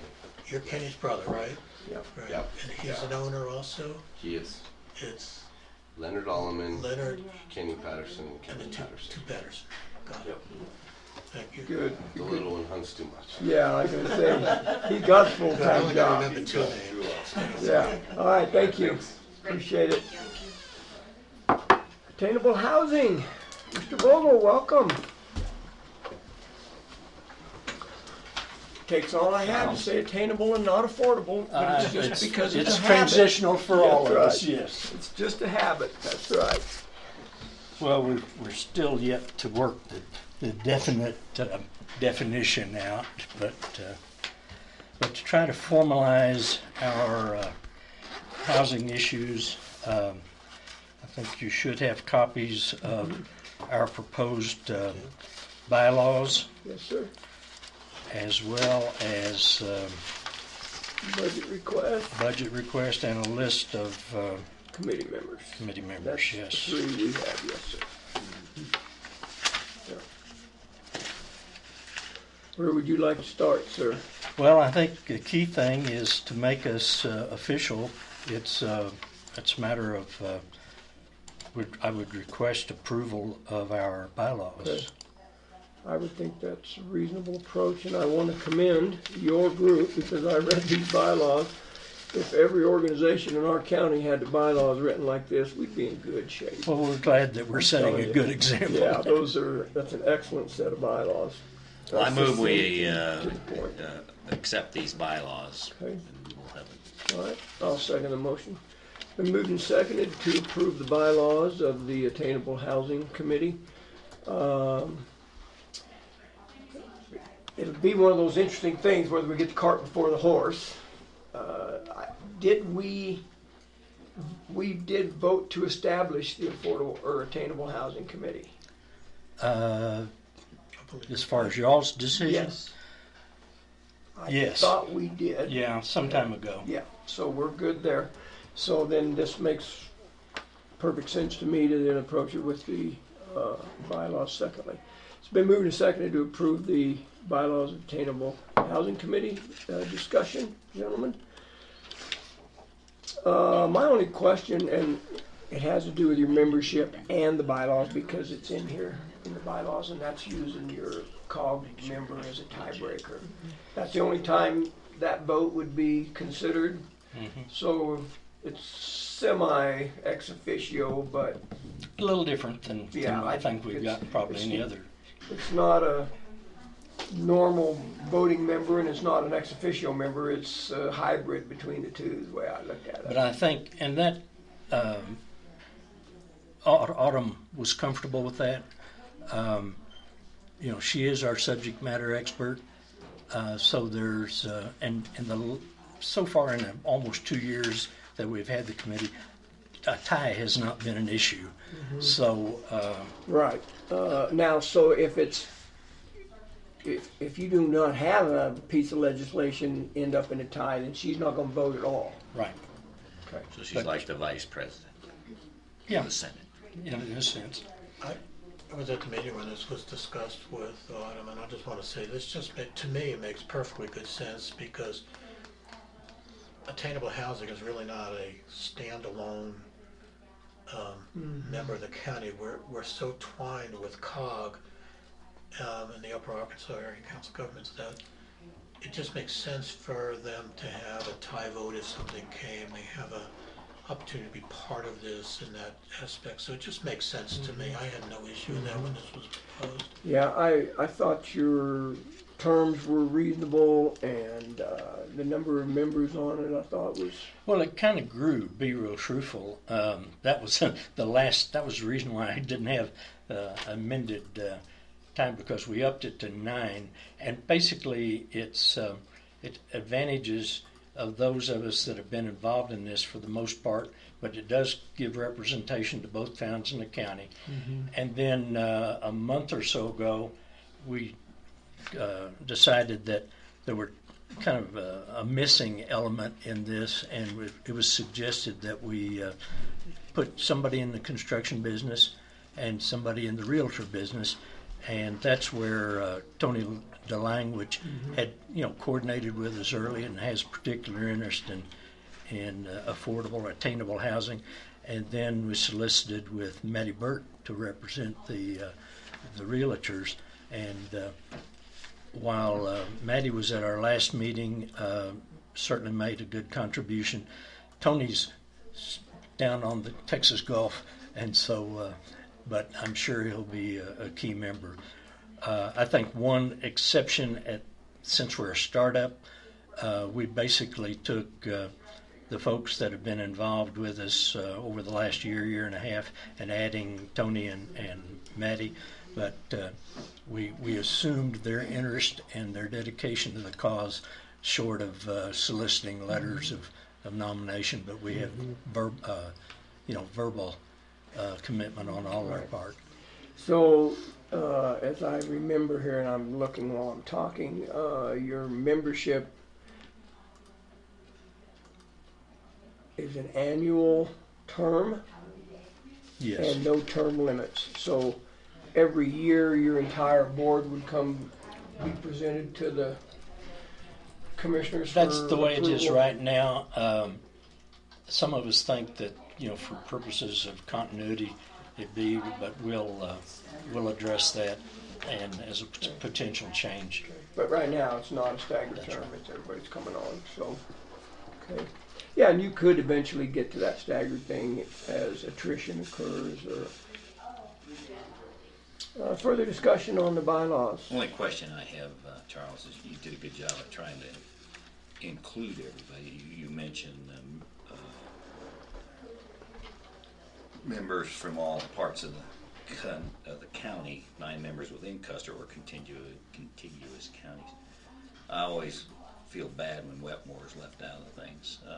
So, you know, It's part of the county. I know. So who's, you mentioned the 2 towns you have there, so who's from Wetmore on the board, just out of curiosity? You don't have anybody now, do you? Or did you talk to anybody down there? No, and the pace that we've been going on this since we decided to formalize it, certainly there's no problem with it, and that is just that we haven't had an indication of interest from that community to do it. Sometimes the communication doesn't get out.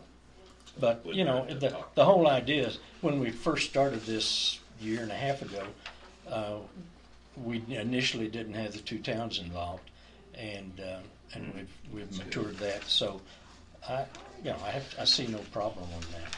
Okay, good. Yes, sir. Just a comment. I think Bill's comment is really well taken, but we need to remember that the 2 towns are incorporated. We also have San Isabel that was not represented, and we have Wetmore. Right. And I think it's a county-wide attainable housing. And I think maybe just if we made sure that they knew about meetings and stuff, and they would, and they'd be, if we notify them and, you know, just say we're having meetings and you're welcome to come and voice your opinions, and then, you know, like you say, it's only a year appointment.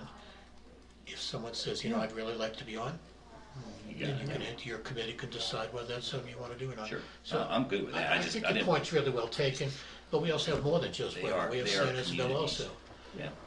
And San Isabel is really just a seasonal community almost, to the extent. So, but if there's anybody identified that is particularly interested out of either of those communities, obviously. Happy to talk to them. I know that. Yeah, you're not being exclusive by any means. Oh, Lord, no. Yeah. Okay, further discussion pertaining to the I'll call the question. bylaws. I'll ask for public comments, sir, real quick. A public comment on the bylaws. Hearing none, we'll proceed to vote. All in favor of approving the bylaws for the Attainable Housing Committee, say aye. Aye. Opposed, nay. Motion carries. You do not have a signatory page on these bylaws. We probably should, so that we can get those filed. We can do that. If you could provide that at some point, sir, we would, with the, if there are no objections from the commissioners, I can sign those representing the commissioners' approval, and we can get those babies filed away. Thank you. Okay, Do you have an good. extra copy, Charles?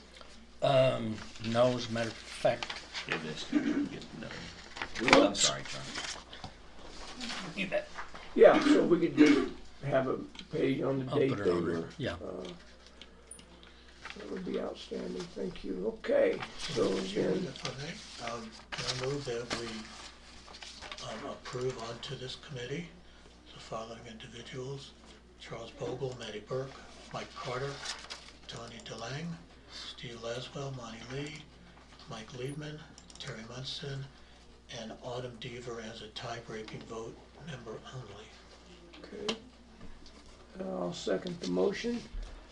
Been moved and seconded to approve the suggested committee members for attainable housing discussion. You did talk to all of them, right? Oh, yeah, they're You just mentioned it active. earlier, and they all. They're active as far as our meetings. Laswell with 1 S or 2? I'm remiss. It's 2. Is it 2? Okay. One point of discussion, the adjoining county situation. Mm-hmm.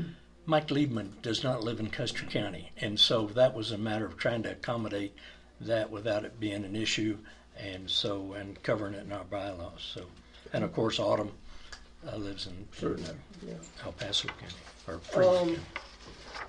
I'll ask this because somebody brought it up to me.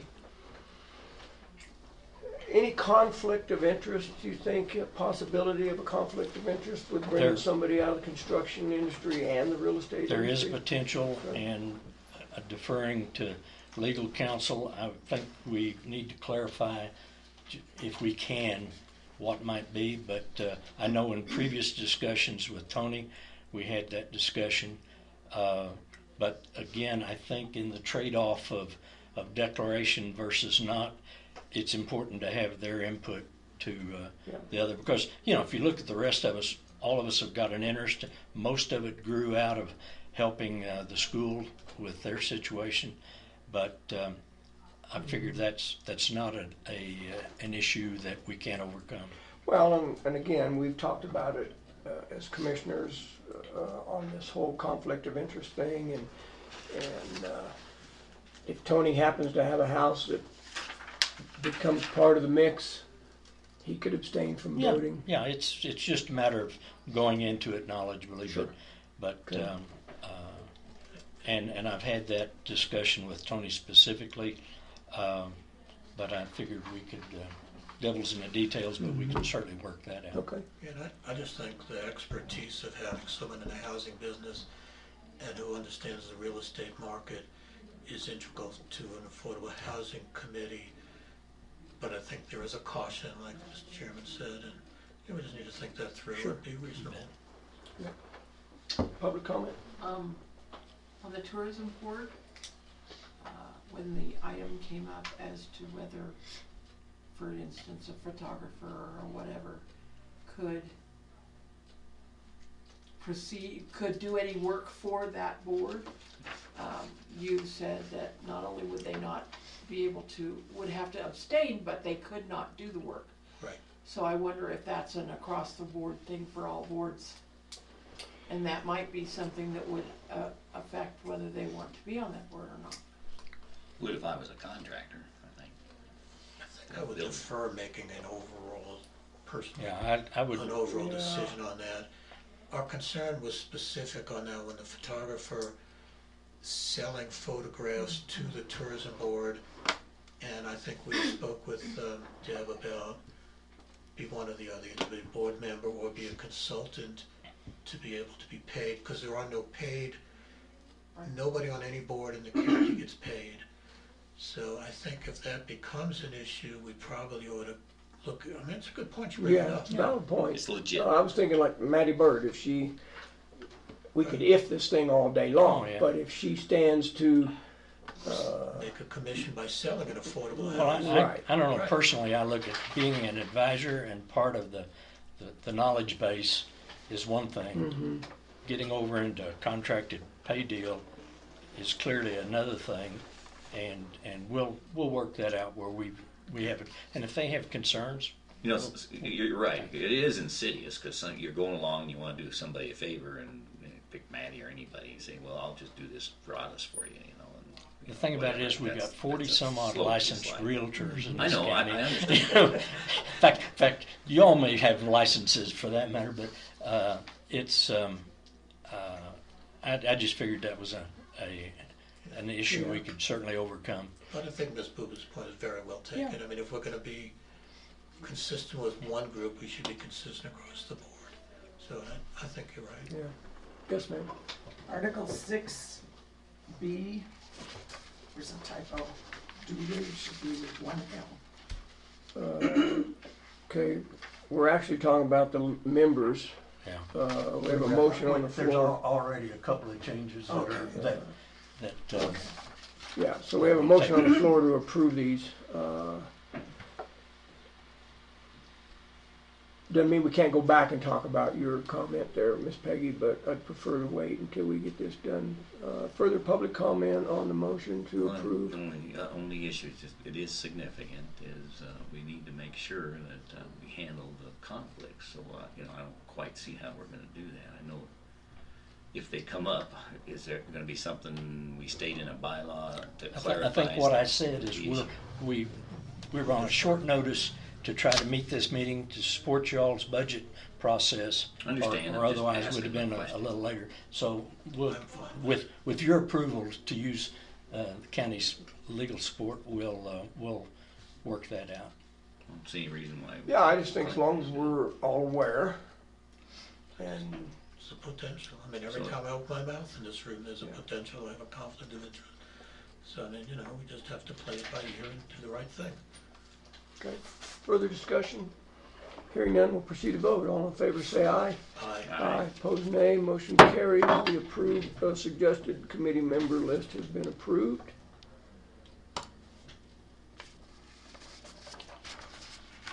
And then. the Looking for last bugs. item is the budget request. Is that correct? Yeah, please. In all truthfulness, this was a little different than what I think some of our earlier conversations with the COG was. And maybe it's a realization that we have incorporated Autumn into the board, and she has already proved to be a valuable asset. And the reality is that she has to come up here from Canyon City area and such, and as we all know, the cost of dealing with the COG is there's a cost. So in addition to that, which is normally serviced by the membership of the county with that, so it's been suggested that $1,000 for the calendar year 2019 would be sufficient in working with the COG and potential DOLA grant.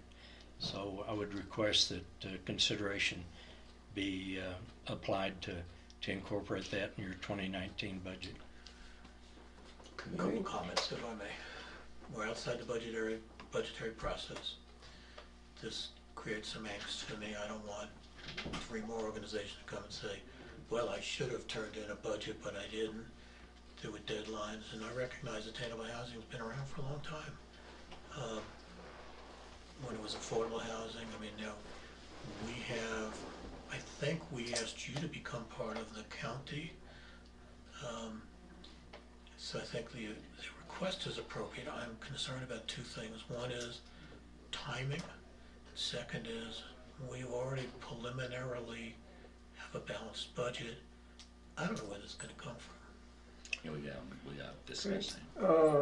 Was there, and as a matter of, there was monies from the affordable housing in the 2018 budget that I don't believe we obligated all that. I don't know whether that's such that it could be carried over or not.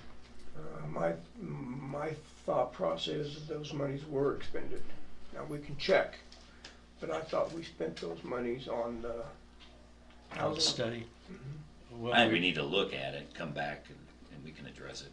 We can And ask. I agree with you. I don't want to shoot from the hip on this without, we're not talking about a huge amount. We're talking about, we have a $7 million budget basically, and you're asking for $1,000. The problem is the process has already been completed. So if I being the county, if the county chose to give you $1,000, we have to turn around to a different organization and say, I'm sorry, we're cutting you that we've already approved. And we did beat This up is people over problematic. $500. You know, so it Yeah, I understand. matters. I understand. Ms. Katie? You do have that line item in Commissioner's budget for community outreach grant match, so. Yeah, well, that's a very good point, thanks. I didn't think of that one. So it could be found without having to take it from someone else Right. other than ourselves. Yeah. And as a point of clarification, Commissioner Prince, you indicated that affordable housing has been around a long time.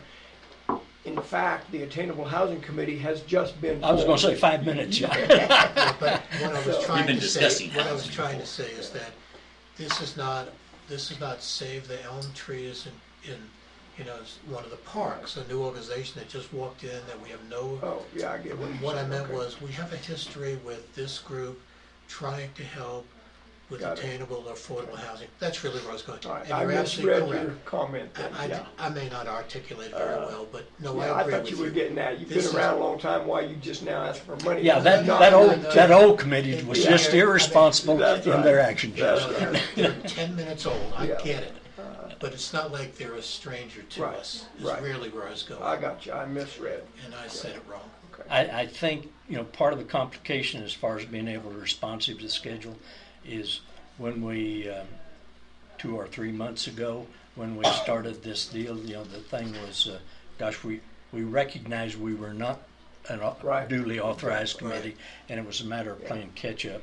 Yeah, that conversation was actually had in one of your meetings. Yeah. Was, well, we need to submit a budget, and I believe you asked us both what we thought, and we said, yeah, it's going to be hard to submit a budget if you're for an not a organization that recognized doesn't organization. exist. So Right, and so you got 2 months left on it, so you're good travel-wise till then, apparently, because you she hasn't said 19 not. budget. And in fact, it's interesting, just as a matter of discussion and the worth of formalizing the committee. 2 of us that are on the committee happen to also be on the Round Mountain Board, and we had a proposal to us that, as it related to a significant potential housing effort, and we were able to say, basically, we can help you, because they had not looked at some of the potential funding assets that the COG and such provide us, and we're trying to set up a meeting next week with the COG to help educate these. And the good news is we've got 2, if not 3, recent indications of interest from local resources that are interested in helping our housing situation. So it gives us an organization that can help them and work with them. And you know, the reality, if we've got local resources that want to be involved, opposed to having to cultivate something from out of state, makes it's a win-win situation. So Okay, good. the only thing I would ask is, you know, a final decision on this so we can make the excuses or alternate plans with the COGS. So. Okay. I would move that we allocate $1,000 for the attainable housing based on a couple things. One, because they did kind of come into existence in the middle of that whole budgetary process. And secondly, I think we've earmarked some dollars for community outreach.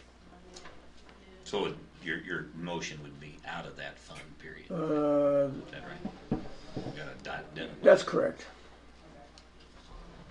I'm going to second it to continue discussion, if I may. Okay, it's been moved and seconded to authorize a budgetary line of $1,000 for the attainable housing to be taken out of the community outreach. And I apologize, I could look it up, but I don't have that line item number. She does. That's what, that was the discussion I was going to ask. Yeah. How much is in that? 20,000. And how much have we used in the past? Do you know? Well, this is new. This is new. Oh, it's new? Mm-hmm. Then I'm fine, I think. And I think we were gonna 1/20th do of- 10,000 for the underfunded. That was right. Yeah, I'm fine. Those are the Further questions I had. discussion? Public comment? Hearing none, we'll proceed to vote. All in favor say aye. Aye.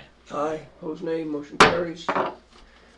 We will indicate to Miss Donna that we've authorized those Appreciate funds. You bet, sir. All right, thank you. Thank you. Appreciate it. Thanks for your documentation. Oops, sorry. Yeah, thanks. The second million, the federal $1 million on the towers, just 2 lines. How is that moving? Check my buddy's hand here first. It's not that, it's more than 2 lines. As at least Bill is concerned, we realize we've had several stumbles in the process with the skid. We got through that. Thank goodness for Danielle. She was very helpful. We had a period of time that our USDA contact, our first USDA contact was on leave or something. Nobody knows where he is or for how long. Then we found out there was another designee who has multi-state responsibility for things like this. We finally had one introduction conference call with him. We provided him the financial assessment for employment and asking, you know, is that okay? We haven't had a feedback on that. And so we're working that. The process through EDA is a multi-level thing. We've gone through at least 2 submittals to them. We've submitted the economic assessment to the new guy. We still have 2 administrative issues. They force-fed us in how we would structure the contract, putting in another step of bid design, bid construction deal opposed to a single step. Basically, they told us, if you stick with that, we won't play. Could I interrupt just for a second? I didn't really mean to get into minutia. I'm just trying to get, it's in the process, you're meeting the government requirements, and you feel that it's still viable? Yes. And any guesstimate on time frame? The encouragement in the discussion we had in the transition with the new representative, that it could be late this calendar year or early 2019. Wonderful. The fact of getting the economic study done, we missed the end of the 2018 year, so we know, still optimistic that we can have this early next year, and we aren't looking for any alternatives until this is proven otherwise. That's what I need to know. Thank you. There is one aspect, and in response to the email we got from Christy, is that the original letter of notification sent out said we had a year and to get the matching fund. The question with Christy is if it looks like it's going to extend past the March date that we got on the letter, when do we need to implement things? And the comment was sooner the better. But then that's again, we're trying to reestablish communications with EDA. We had an optimistic situation. I was at the State Economic Development Conference last week, and the old guy, Trent, was a registered attendee. And I thought, oh gosh, I'll have a chance to talk to him. He didn't show up. So we're working the issue. Did you respond to Christie's request for an update? We'll get something out this weekend. Okay, yeah. Good. Great. All right, so thank you. You bet. Appreciate it. Thanks for coming in. Thanks, Charles. You bet. Congratulations on your new entity. Just once, okay. This is right hand. That's your shaking hand, too. All right, gentlemen, the next agenda item is dealing with Resolution 18-18, which was misnumbered. I would move to amend that resolution by striking 18 and inserting the number 19. It needs to be done. Been moved and seconded to amend the resolution. Discussion. I'm not sure we even need a resolution. I mean, we need anything to change a typo, do we? Well, it wasn't a typo in my book. No, It was a mislabel.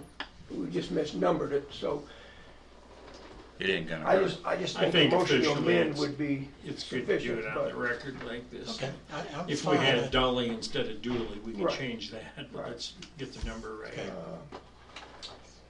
yeah, and I was gonna defer to you for It's fine.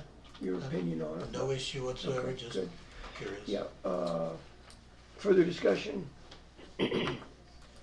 Comments from the public concerning the amendment, which I can tell you, we already had a resolution 18-18, it was an oversight, and so we approved a resolution yesterday of 18-18. The amendment on the table is to correct that and change it to 18-19.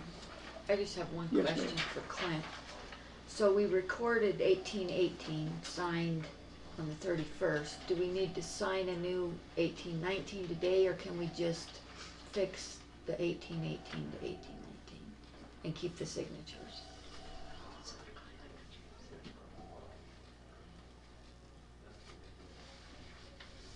Let's officially withdraw the one that was done yesterday as 1818 and replace And it just with replace it 1819. and sign it? And, Yeah. okay.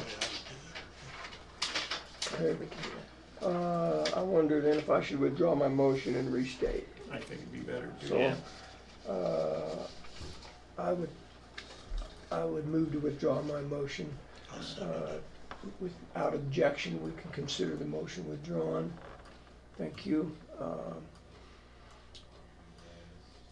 Chair would entertain a motion then to reestablish. Then I would so move then that we adopt resolution 18-19 as of today. The motion should be that resolution 1818 approved by this board yesterday on our November, or what day was it yesterday? 31st. Be withdrawn. Be revoked and set aside and replaced with 1819. Good point. Thank you. Gentlemen? I'll second that if that's what you said. I didn't. I didn't even come close to saying that. You were so eloquent. Yeah. You did a good job. I was going a different direction, but council, I believe, is right on the money. So I don't necessarily have to make the motion. I will. Seconded. Move on. Been moved and seconded that we, I can't decide whether to use the word withdraw, rescind. Rescind and set aside is what I would say.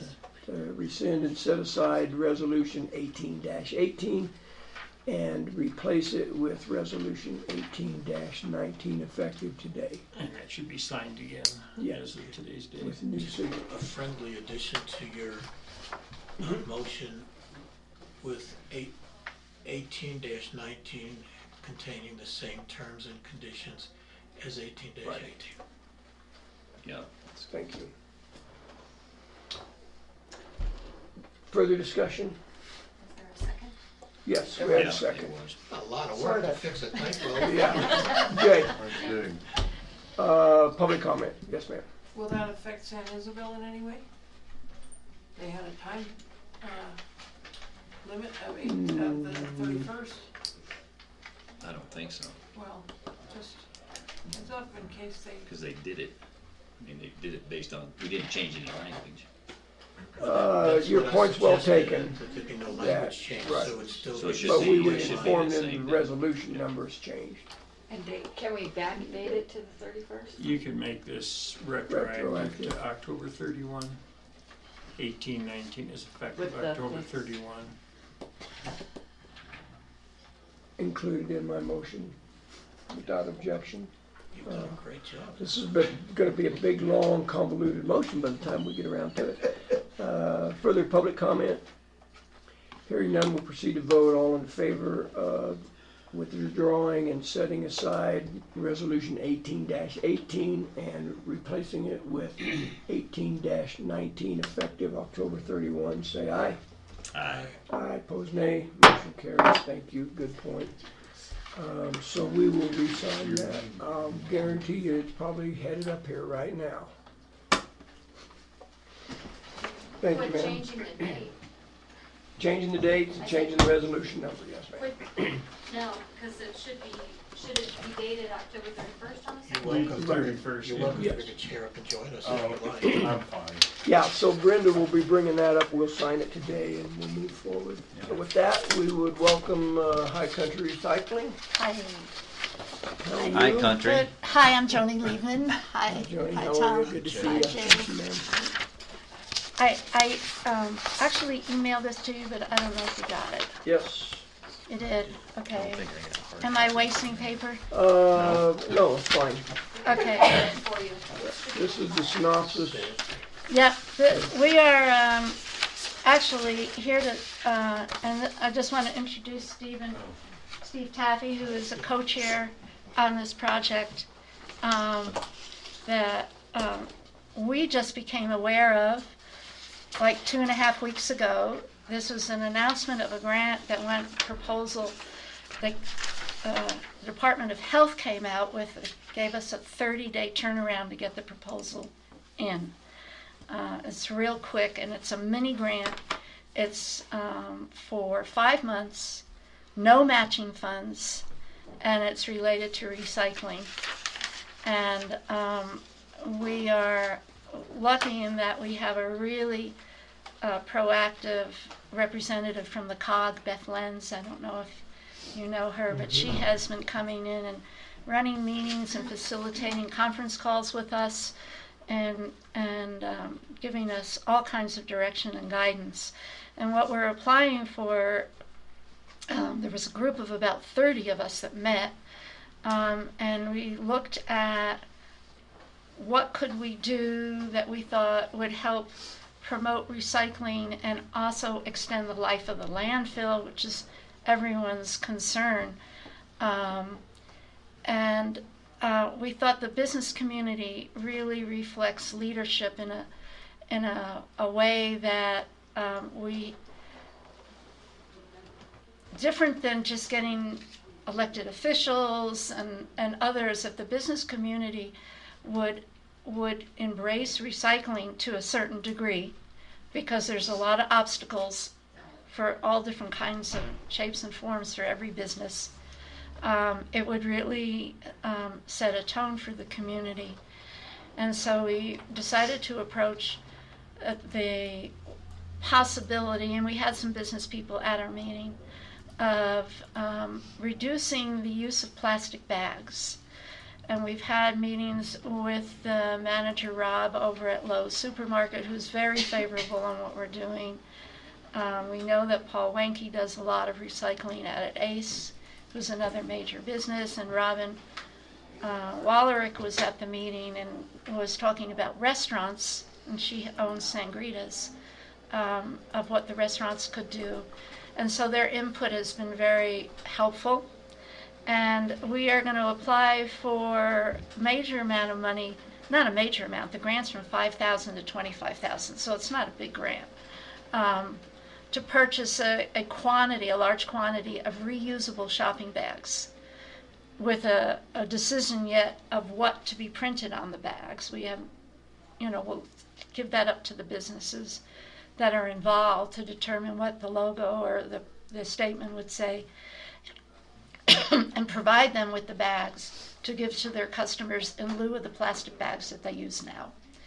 And the other key aspect of that is that a lot of our team members now are interviewing, as we speak, different business owners in the community on what is restricting them, or what are the barriers to them recycling, and how can we go about facilitating the removal of those barriers, reduce their waste bill, reduce the waste that's going into the landfill.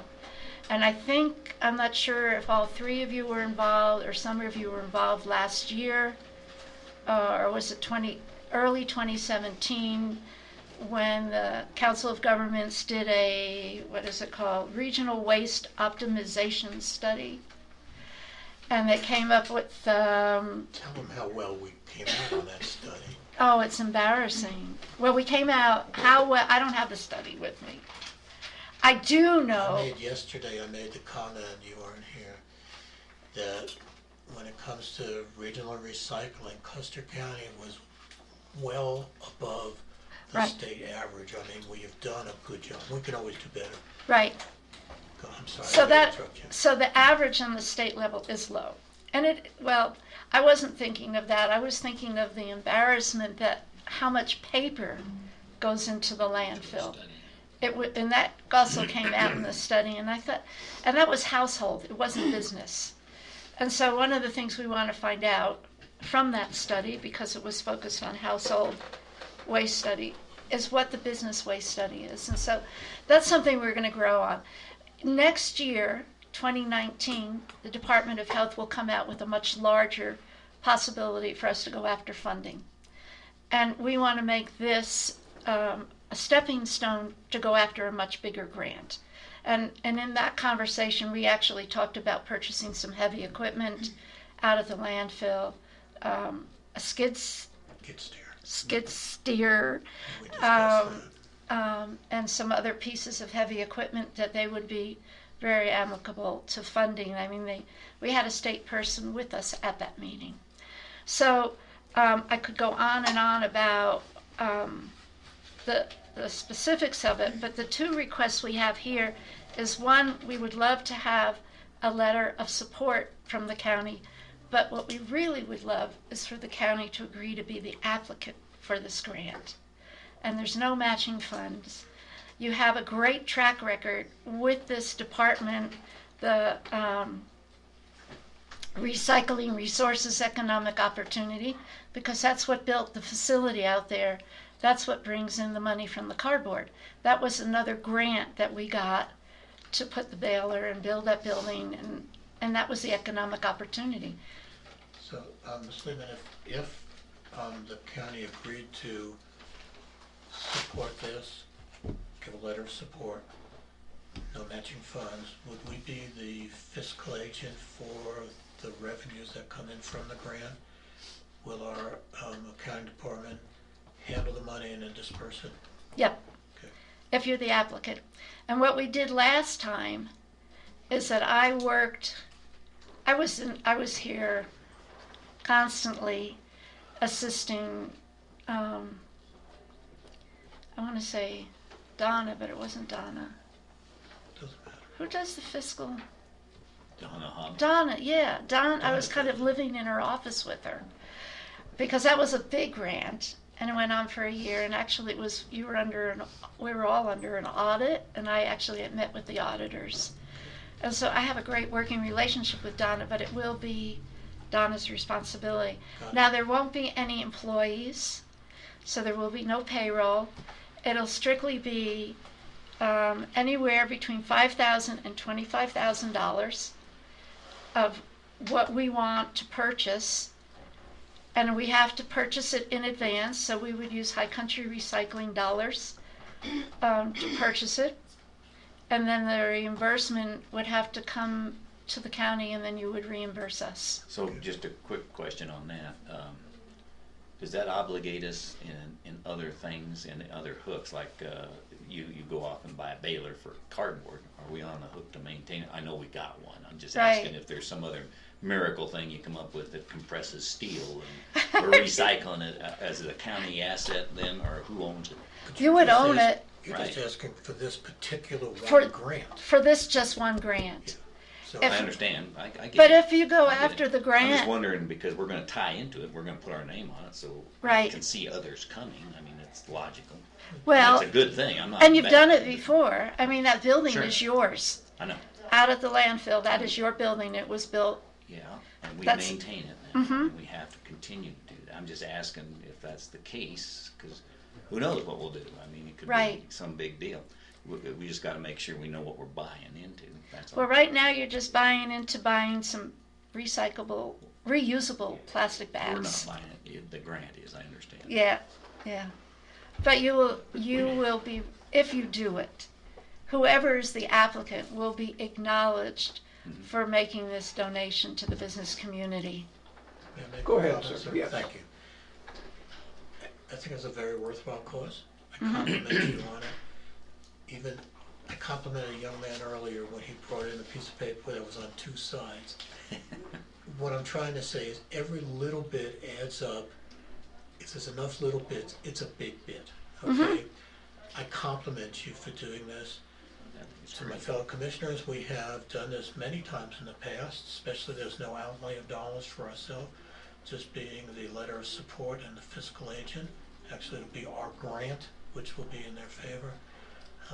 I see no downside to this other than slightly more accounting, but once it's set up, it's an easy pass in and out, and I would support this. You can apply for 10% overhead costs of whatever the grant is. So that could cover. But you're gonna do the granting. All we're gonna do is write a letter that we, the county commissioners, support this, and that we feel it's appropriate for our county, and we accept being the applicant. Yeah, we will apply for the grant if that's what we choose Right, to but do. you're gonna do They'll the do the work. legwork. We do all the work. Are you kidding? Right, so a couple of things I have. Number one, don't I'd ask you not to overthink what I'm saying, but you mentioned Robin Warwick. Is that business open? Mm-hmm. Sangritas is it open and running business today? Oh, okay. Okay. Two or three nights a week. It's a Didn't different. realize It's that. Thursday through Sunday. Yeah, it's not Robin. It's Yeah, I was just gonna. whoever's leasing. It's her building. Right. Right. Yeah, my thinking was if we're gonna have people involved. Let's get people involved that have businesses open in this county. They are. If they're open, then disregard that. They Secondly, actually- why is not Sustainable Ways doing this? Well, Sustainable Ways is the umbrella for High Country Recycling. We are Sustainable Ways. So we talked about applying for the grant through them, and we will, if we have to, but there's a lot more clout, to use the word, if it comes from the county, and you already have a history with this fiscal agent. Sustainable Ways does not have that same history. We have never gotten a grant Okay. through them. Thank you, appreciate that. Okay. Group They know pleasure? us. They know Well, I us. move that we support this, write a letter and apply for the grant. Well, if we write the grant, do we still need to You wouldn't. sorry. You Do we wouldn't. still need to write She the asked letter? for a letter and, Or, it was or. was it or? Yes. Yeah, or you could put in a cover letter, but I Sure. think it Right. will. I thought you wanted both. No, I think you being an applicant would indicate that you really support it. Okay, then. So that's the only reason I interrupted you. I'm sorry, I kind of. I agree. Yeah. I confused So the things. motion really is, we'll apply for the To grant. apply for That the would be grant. awesome. Is there a Thank second? you. Okay, I second. Okay. You said all that stuff and you're not just seconding. Been moved and seconded to apply for a, What is it? I'd like to get the name Recycling right. Resources Economic Opportunities. Top win, it says under that. Yeah, RREO grant, through CDPHE. Mm-hmm. Further discussion, gentlemen? There was a deadline on this, 11. the end of December. The Ninth, 9th. November We've got to 9th, get that yeah. grant in Okay. next week. And so I'm assuming if this motion passes, then you would provide us with the paperwork for We'll just signatures. sign it. Yep. And is that an understood implication of the motion that, okay. Further discussion, public comment? Mr. Chairman, Yes. I wasn't able to go to this, I had a conflict for this recent meeting they had, but in talking with Beth at COG, one of the things that we don't normally consider in this realm is, considering landfill and the transportation alternatives generally kill a lot of ideas. But the idea of cultivating local businesses that would benefit and use some of the sources. So economic development certainly supports those initiatives. Okay, thank you, sir. And as far as the letter, we would, economic development would be certainly willing to provide a letter of support to the grant. And I would gather that recycling group would garner those letters. Yes, we will. All right, good. Further comment? Hearing none, we'll proceed to vote. All in favor say aye. Aye. Aye. Opposed? Motion carries. Thank you very, very much. Yes, so if you'll provide us with the grant, and it's a little after the fact, but I wanted to ask you when you were gonna come up with a dollar amount. We're still pricing the reuse of reusable bags, and then we're looking at if we're gonna have to have storage space for them. So it'll be kind of at the 9th hour, but you'll have it. Okay, very good, thank you. Thanks. Appreciate you coming. I got to, wait Yeah, a minute, that's wait all a right. minute, wait a minute. Good night. Okay, Thank thanks. you very much. Yeah, Thank your you. first name Thank you. again? Steve. Steve. Steve, thanks so much. Thanks, Dave.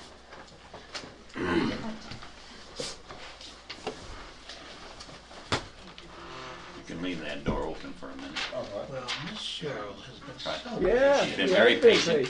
Do you guys need another break first? So, We got a couple guys coming yet. No, I think we're good. I think we're good, if you don't mind. Brenda's calling up the rest of Okay, the that's crew. fine. So Cheryl, welcome, thank you for I love your tradition of coming. shaking hands, Oh, gentlemen. Oh, we welcome everybody in and we welcome you yeah, out. thanks for coming. Thanks for being All right, patient. there's JD. Of course. Hey, JD. Chair. Cheryl, back there, you've got the sheriff, you've got JD, our assessor. Hi, how are you? I knew you were gonna do There that. may be one or I two. thought that. Of course, you know Kelly's the clerk. I figured that one out, yeah. Believe me, They're I've gonna bring demonstrated anybody this else. morning the Okay. need. This We is can the wait a door. moment or two for Yeah, sure. we'll give them a couple minutes. So, where do you live? I live in Fort Collins. Oh, you do? Yes. It's a long trip down, 4 hours almost. It's actually, you know, if you don't speed, it's about 3.5. Yeah. And it's such a beautiful drive. Yes, I unfortunately, I had some business to attend to last night. So, you know how it goes when you work for cities and counties, and oh, no problem. It's great to meet you guys. One of the bed and breakfasts. Yeah. So you live in Fort Collins proper, or? Fort Collins proper, Yeah. yes. My husband worked for the city of Fort Collins for many years and bought a home there when he could still afford a home there about 30 years or so ago. And it's in an older section, and our daughter went to school in Fort Collins schools, and so, yeah.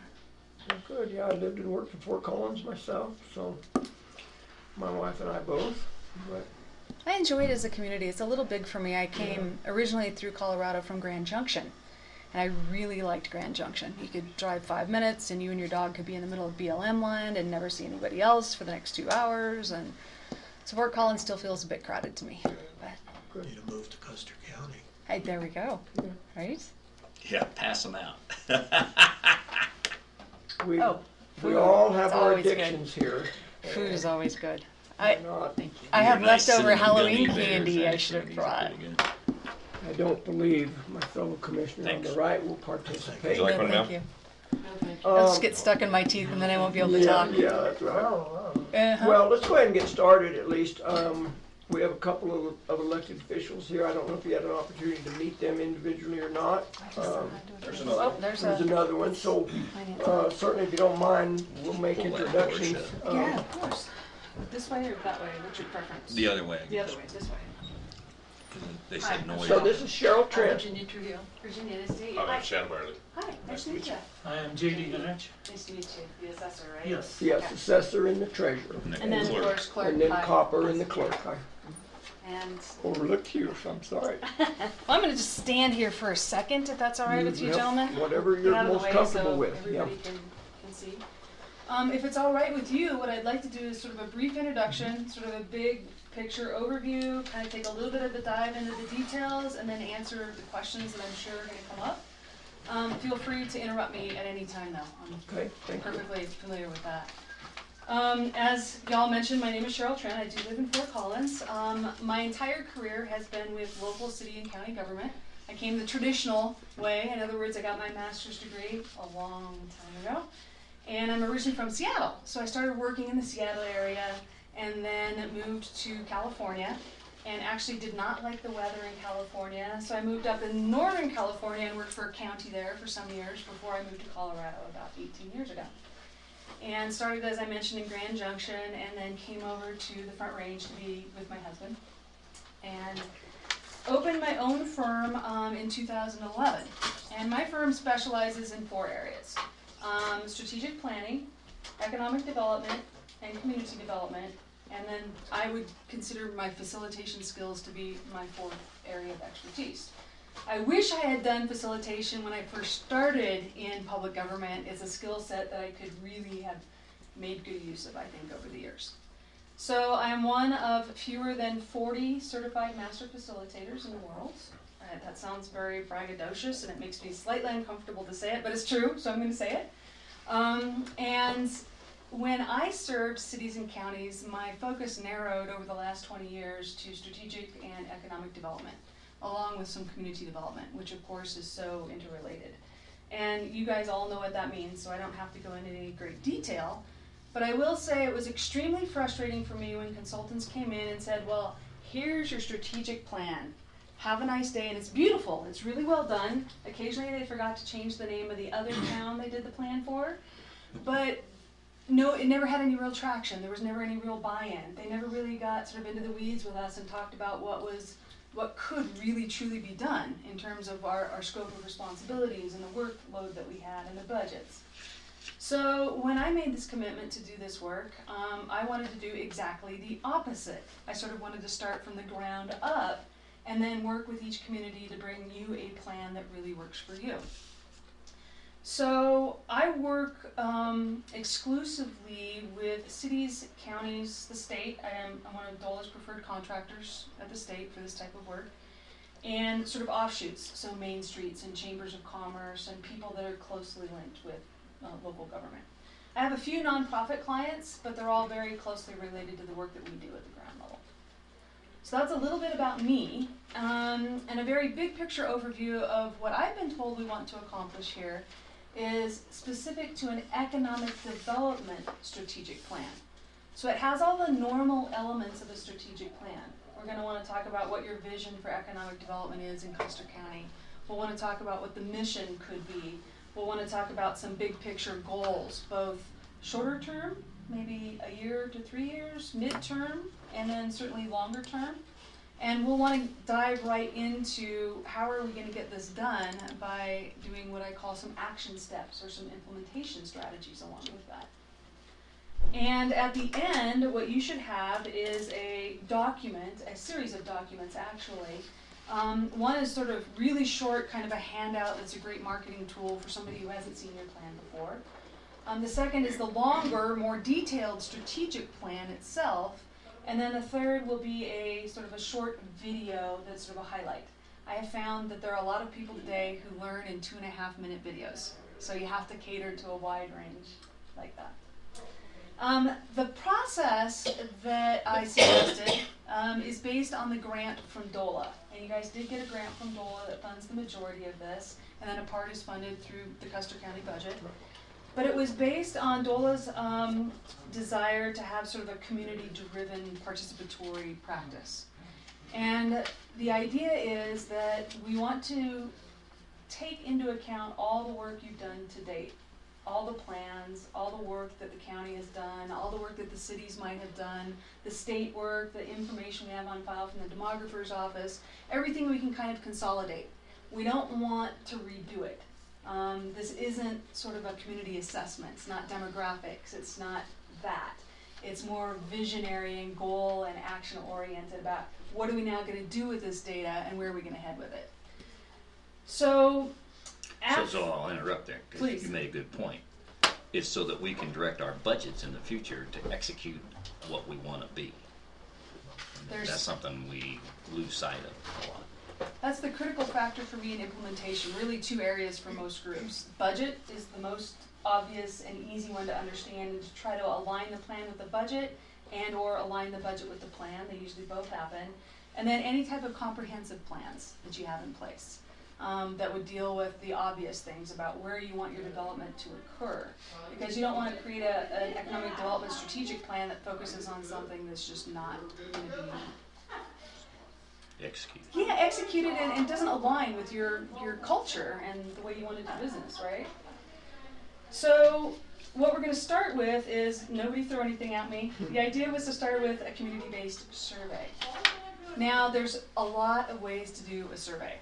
And I found that the more ways you can get the survey out in the public, the more effective it's going to be. So we should absolutely have it online, no question. But we should also print out hard copies. We should put it out in the schools. We should work with the churches, with any HOAs that might exist, with the cities. Any groups or organizations, I just saw one come in today that can distribute it to their contacts. Rotary, Lions, Boy Scouts, door to door, however we can do it. And I think that survey should stay open for as long as we feel that we're getting fairly consistent feedback on it. When the feedback starts to trickle down, then you probably know that it's time to wind it down. But certainly 30, 60, even 70 to 75 days, a couple of months would be good.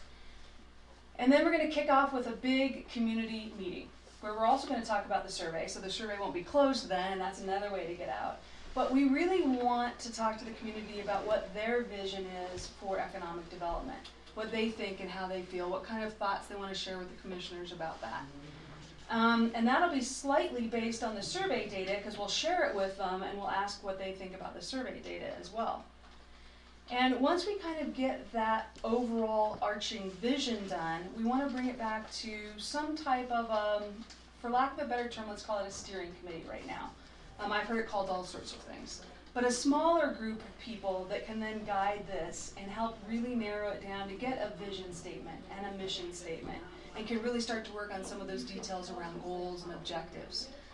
You can't really do that with hundreds of people, but you can do it pretty effectively with, say, 7 to 15 people. And part of that, I know, extends back out to the various elected officials and appointed officials here at Custer County by saying, okay, we don't want to go off the reservation too far. If you're going to tell me, yeah, Cheryl, that's against the law, or your attorney is going to say that, I'd love to know that up front before we get all down the road with the steering committee and get all excited about something we then can't do for you guys.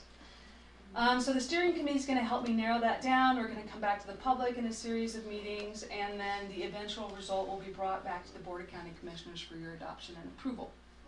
That entire process, we wanted to skip the holiday season. The survey can start at any time, but the actual community meetings are designed to start later in January and continue for a period of about 2 months, so that your project should be in front of you for approval in sometime in late April, early May. Now, a lot of things can happen in there, right? You can decide you need more feedback, you need to expand or leave the survey out there for longer. We might have designed a community meeting that falls on a bad night and we don't get very many people, and we might want to redo a community meeting. So the process is designed to be a little bit flexible that way too. That's the big picture, and then some of the details. So I think it's probably good for me to stop there and see if anybody has any questions about the process before I really go into some detail. Well, I have one, and that deals with the survey. Maybe it's the minutia part, and we're a little early on that. Who's going to write the survey, but more importantly, who's going to have input on what is in the survey? And really, what is the survey targeted to? Great. I like that, because that's where I was going to head next to, so Okay. it's perfect. So before I hand out some of the drafts of the survey that's been designed so far, let me tell you my experience and what I intended to do, and then you guys can let me know how that works with you. So I've done economic development surveys before, and they have to be created based on, again, reality. What's actual real here in Custer County. So if it's not real to bring in, a water park, then let's not even ask about a water park. So I like the zip lining idea, though. I still like that. I'm going to ask about zip lining. So the idea and intent is that I craft a draft survey for you using sort of what I consider best practices and questions other communities typically ask. I get that out to whomever, but I'd like the approval really to come from the county commissioners about what you want to see in that survey. I'd like your sort of stamp of, yes, Cheryl, that's okay to go out.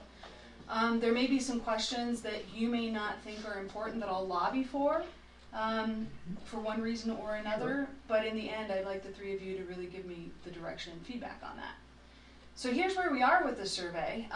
Thinking that we might be able to start the project a little bit earlier before we hit the holiday season, Charles and I have been working on a survey, and I had thrown in some draft questions. We talked about it a little bit, knowing that we wanted the steering committee maybe to even help us with that survey. We went ahead and put it out to see what kind of reaction we'd get from the public. It is out there on Facebook. It was promoted, and I just left it there to see what kind of response we got. We got about 50 responses on that particular survey. Absolutely nothing wrong with changing that survey completely, adding to it, taking away from it. It won't harm the initial 50 responses at all. So having said that, I think you guys have seen a copy. Before you do that, yes, sir. because picking up on John's comment, that's important because we want to make sure that we want to get this edited correctly to get it to reflect the diversity and the complexion of this county. Yes. And so that's why that's why you've got those, so we can pass them out to the right people, and we've got to figure out who that is. Yeah, I want to share one more comment before you hand that out, if I may. And that is that I have this general philosophy about surveys. One, I don't particularly care for them. But number two is I also believe that if we know what the answers are that we want, we can write the survey to get those answers. And that irritates me no end. I think we're setting the whole thing up for some predestined predetermined endpoint if we do that. Now, obviously, the survey is directed towards economic development. I understand that, and I get that. I just want to make sure that this survey is asking, that we're wanting answers, that we're not writing the survey to get the answer we already want. I want a water park, so let's ask the questions to make damn sure we get a water park. I think your concerns are very valid, except that's why we have a professional doing it. Exactly. I think if the three of us and Charles sat down to write it, Yeah. it would be very different than if our expert helps us. Right. Your job is to preclude what he's talking about. Right. So I'm much more comfortable than Chairman is. Oh, I'm not He didn't say he wasn't concerned that that's not going to happen. I just say that's my problem with surveys across the board. I have a problem with We that can 'cause I get agree whatever with we want out of a survey. I see them all the time. And then I think, well, obviously. And the survey can get ignored, and that's a key gripe I have, is that you get a minority viewpoint that really cares, a special interest, and they answer the darn questions, and we go off on a tangent. Right. Another problem is that you're trying to hit everybody. Some people look at the newspaper, some of them will have an email, some of them look at Facebook. We gotta figure out how to distribute. It's hard to target everybody. Right. Yeah. Charles had a comment, because obviously, sir, you've been involved in this from the get-go. Part of the deal, and you know, Cheryl gave her background. This is at the end, or this is an initiative that was started about 3 years ago to try to do this. And at that time, was selecting and looking at potential resources. And in fact, I ran across the email just within the last week or so. I had requested through the Office of Economic Development and International Trade and anybody else I knew of potential sources. And Cheryl was one of 3 that was recommended basically out of that. And so, to her credit, we've kind of kept a dialogue going over that 3-year period. But the point well made is that, you know, from our economic development effort, it's been, well, who decided that we need this or that? Mhm. And that's the whole idea, is to gain a community deal and to come up with a plan like we have, some of us believe, very successfully done as far as our broadband plan and stuff like that. And over 3 years, I personally had not found another resource that, and if you haven't looked at her website, the resources that she's generated to support her specialty and stuff like that, it's, I think it's unique. Quite a bit. Yeah. Well, Cheryl, I beg your pardon if that's how I came across, because not that at was all. not, I wasn't challenging your ability to do this job. I'm saying my concern is with surveys across the board. If they're not written professionally, then we can get out of them whatever we really wanted to get out of them in the first place. Doesn't matter what the community really wanted. I think you guys hit on 2 critical points. One is the design, the questions, and the second is how are we going to get as many people as possible from throughout the county to comment on it. And I think that's really where I rely on you guys as local resources to share that, because you're right, it has to go on the webpage, it has to go on Facebook, there have to be printed copies. You guys will know the gathering spots throughout the county where we can distribute this, where the guys always sit down and have coffee every morning. Have hard at copy, 6:30. get kids out with them, whatever. Exactly. Right. So those are the 2 critical factors for me. And it's almost impossible to design a statistically significant survey around issues like economic development. Almost impossible. So I never treat my surveys as if they're statistically significant. I look at them as if they're the public opinion, and you take it as elected officials, that's how you should take it too. This is general feedback from the public. Right. We still need to figure out whether or not this is an effective option for us. Regardless, it is kind of a barometer. Right. If you have a whole bunch of people saying, for example, we should focus on outdoor recreation, and that's something you hadn't considered or weren't likely to consider before, maybe it's good to maybe do some work on that over the next 3 years or so. Okay. But having said that, the survey that we did design asked some general questions in multiple areas. So we tried to ask people a few things. You know, why did you come to Custer County? Because that's always an interesting question for me to ask a community in terms of economic development. people coming to your county are going to drive your economic development, whether they came to live here because of family or to open a business, or whether they came originally to sort of do something like tourist activity, outdoor activity, and then decided to stay because it was so beautiful. And then we talked to them a little bit about what do they think is working really well right now among the economic development initiatives they have. We talked a little bit about what approaches. So, by the way, I do not expect instant feedback on this survey from you, in the least. Right. What I would like to say is maybe about 2 weeks from now, I'll reach back out to you, and I will, in the meantime, send you a direct online link for this survey. If you haven't seen it yet, it's on the Facebook site. And you can give me comments and feedback that way. And if we can get it done before Thanksgiving, that'll get it off y'all's plate, and we can start working on it. So my intent, before you do that, was it's not just this group.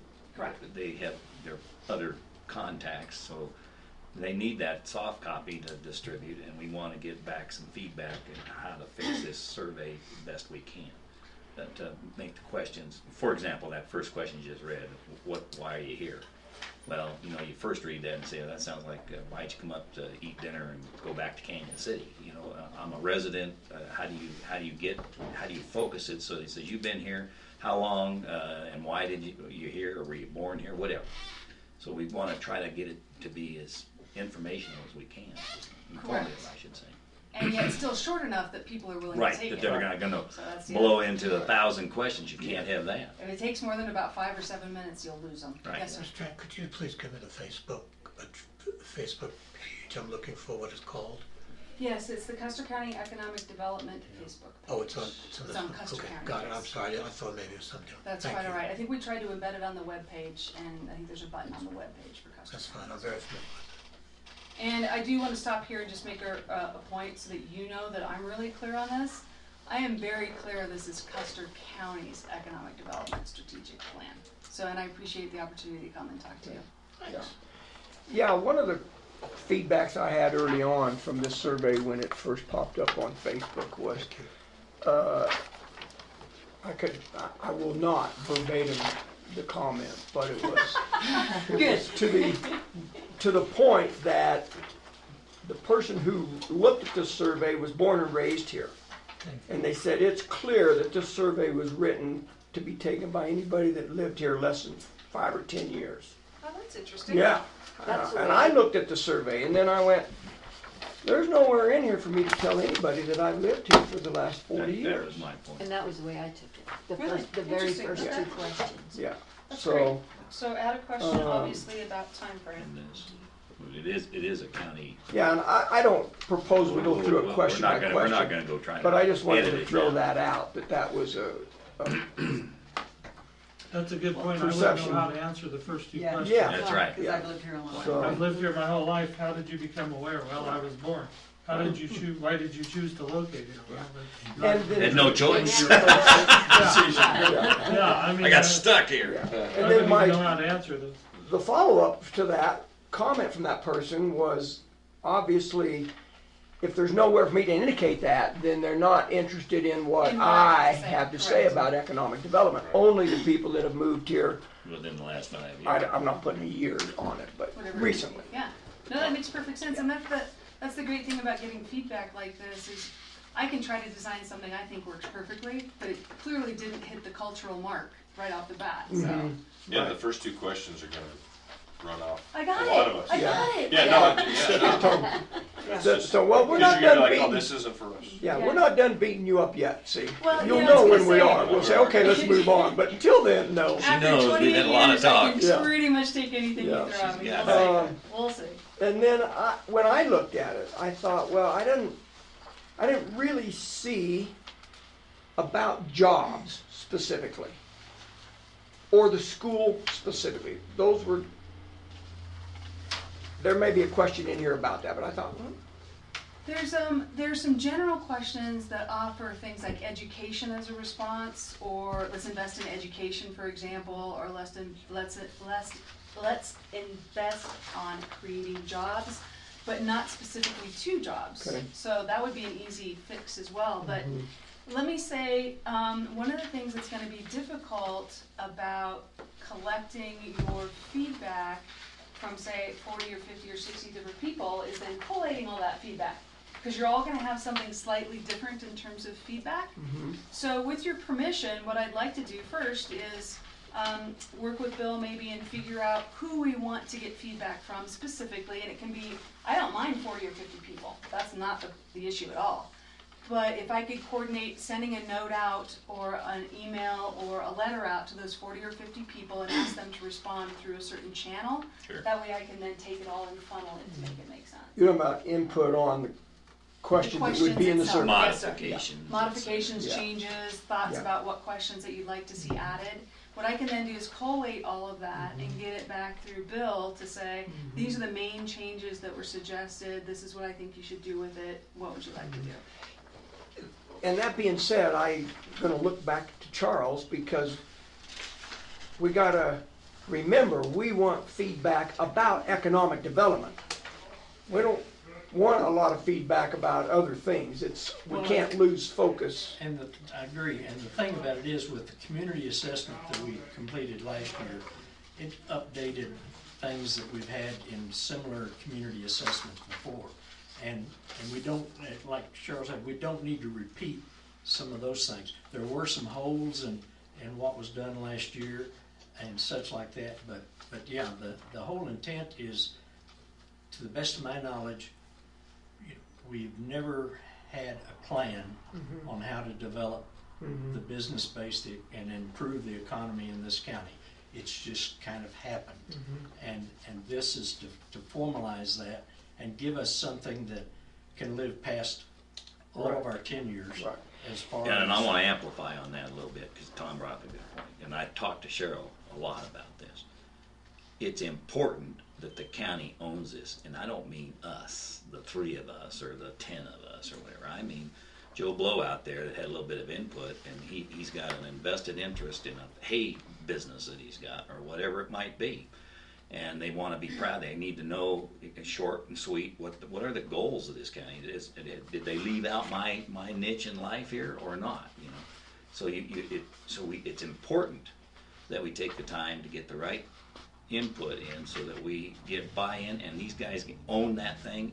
And oh, by the way, it's also useful when other customers come and they say, well, what is the county all about? And then they know what our strategic plan is. They're not going to waste time coming to this board or to anybody else to go sell something that the county's not interested in. You know what I'm saying, from a development point of view. So, and I think she's real good at that, understanding. She's done a lot of that, so I have confidence that that's going to happen. Thank you. You know, just follow up on a statement you made that just rang the bell of clarity to me. Economic development starts to become calluses on my ears. But I really like what you just said about what do we need to do to improve the economy of our county. Now, I can get my mind wrapped around that. I don't know that it rings true to anybody else, but that whole, what do we do to improve the economy? Yeah, more jobs. How we got what we got here. And I never saw an opportunity to say, I think we need more jobs. But that may be what somebody thinks. Well, okay, we would ask, how are we going to do that? What kind of jobs? You know, or whatever. But I really like that, improve the economy of our county. And I'll piggyback off that just by saying that I think a lot of times when people in general hear the phrase economic development, then they turn it out because they really don't understand that exists. Yeah, they came here to get away from things. They're up here to do X, Y, and Z. Well, not only that, just how to perceive this. But a lot of folks, they don't really think it's in their control anyways, and so they don't. That's the and so economic development, that phrase alone just turns people off because they don't really understand it. Believe me. Not saying that I understand it completely. We've lost a lot of sleep over that. Yeah. But boy, I do. I like that. How do we improve our economy? How do you improve life here in Custer? One of the problems we have that's unique is we don't have a lot of water. That's the major thing here is I've heard a lot of people wanted to do this big thing, but the commercial water was not available, so they couldn't do it. And those are probably great considerations of what's going to curtail improving our economy. There are limits. The zoning, the way our county is zoned also puts limitations on what can be done. And some of the feedback that when this survey went out that I saw was again from locals, if you will, and I don't mean to disenfranchise people that have been here just 10 years or whatever, but that the ranching community has felt very disenfranchised. Like, you just want us to die off and go Right. away. So we And- subdivide your land. Exactly, Yeah, that's so right. that you can do something. Like a bed and breakfast out You of city 5 folks, acres. you know, and so, you know, I mean, we don't wanna necessarily encourage a war between city Right, folks. right. But we can't just ignore that whole history and culture that we have had here for an awfully long time. Well, there's mining interests, there's other businesses. Well, they and the feel whole threatened by that. expand the current business, that line is in here. We need to just make sure that that might include the rancher. We're not just talking about brick and mortar on Main Street when we're talking about improving the economy of our That's right. county. I think we wrote in agriculture, but I think you're right, I don't have the word ranching specifically in here, and they're two very different things. Yeah, I mean, agriculture and ranching are two very different. Okay. So, I think one of the ideas behind the steering committee was to help give very, very specific feedback and input to the survey. And so that's one of the things that would be helpful to get today from the commissioners is, I've been given sort of a wide range of people that could potentially be on the steering committee. And my recommendation is, with a caveat, the more the merrier. The caveat being if you get too big of a group, it's really hard to manage. And so what we might need to do if we get too big of a group is maybe form some subsets or maybe smaller, Bill and I were calling them maybe task force or groups like that. I'd say probably 15 would be the maximum for a steering committee that I can effectively manage in a meeting to get really good feedback. And typically my thoughts would include, I'd call them the normals, right? You'd want somebody from the city, maybe the mayor or someone the mayor wants from each city, potentially your chamber, maybe your Main Street. Fire chief. Fire chief, any special interest districts or special improvement districts or taxing districts, anybody like that. And then typically I would suggest that if there's a business association or a group of business people, someone to represent that interest, I would recommend somebody from the agriculture or the ranching side to make sure we cover that. And I call them citizens too. Citizens as well. I would specifically invite people that feel disenfranchised or that have been extremely negative about your efforts in the past. I would specifically ask them to come and attend, because I think that's probably more important than the people who will be your cheerleaders or supporters. Right. So, How many times would that steering committee function? I think I had them down for 4 separate meetings. One right after the first community meeting to talk about that sort of bigger picture, what does the vision look like, and how to narrow that down into some language that we can use, talking about mission. Then there's going to be another community meeting. Then the steering group gets back together to talk about, are these goals legitimate goals, and if so, what can we do about them?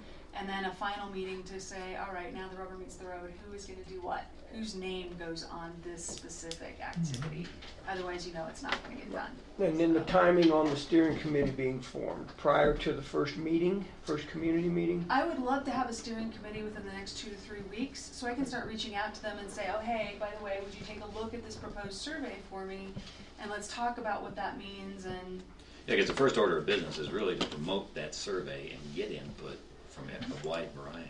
And also to let people know who the steering committee is, because Right, in a community like this, my experience is that they're going to go talk to the steering committee and go, hey, what's this all about? Sure. So if we can get their names out there and say, you know, and that's helpful to give them at least several, especially over the holiday season, give them several weeks as well to take a look at the process, maybe refine it for us, maybe make some recommendations. Plus, they know it's there. not the government telling you what they know best for you.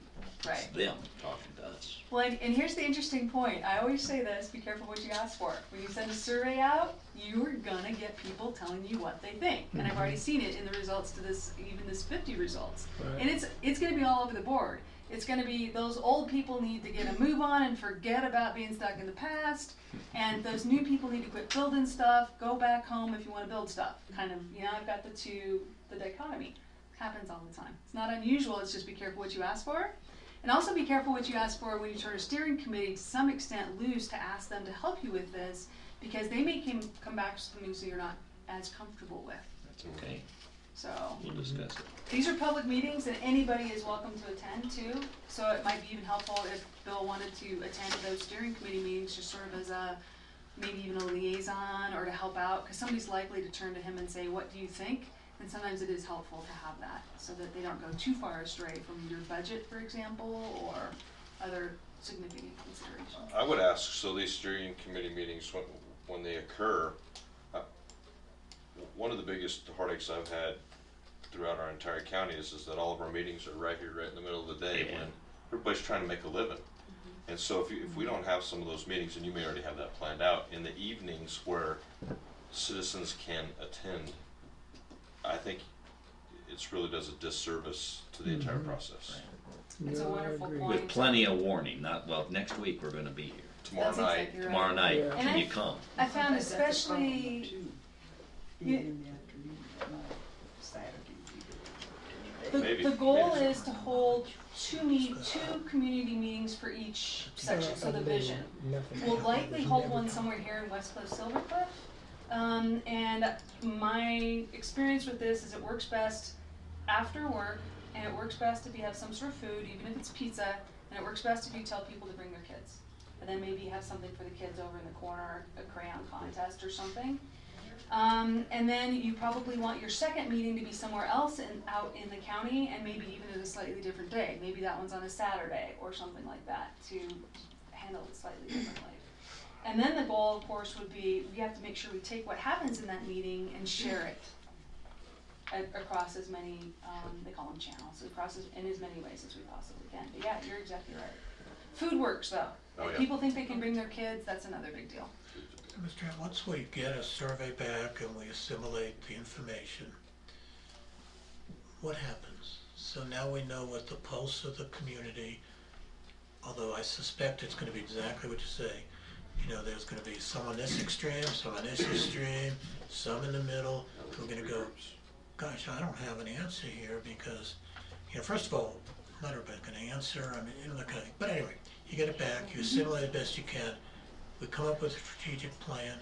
What kills me is I could show you a draw full right down here of plans that we have, that we paid for, that the best use for us right now would be to use to start a fire in our fireplace. They're worthless.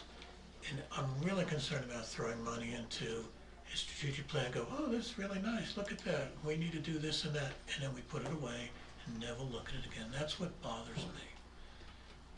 Take him through We the don't go from there. two steps that he just asked. What's the next? How do we get the goals, and then how do we execute it? What do we do with it? Absolutely. And that's the whole reason I started this firm, because I was so frustrated by things like that happening to me personally in my line of work. Good. All that work and effort we all put into it, and then it just sits there, and a year later you're like, well, whatever happened to that plan? So, the results of the survey are going to be presented at a community meeting. And the community is going to see the full results of the survey, and then that's that facilitated conversation with them, an hour, maybe 2 hours probably, where we say, all right, these are the main themes. Let's make sure we all understand what they mean. Let's get your perspective on this. It involves everything from post-it notes to dot voting to scribbling up on a big wall map. It's very much like what you've seen, maybe an interactive kind of charrette type of a situation.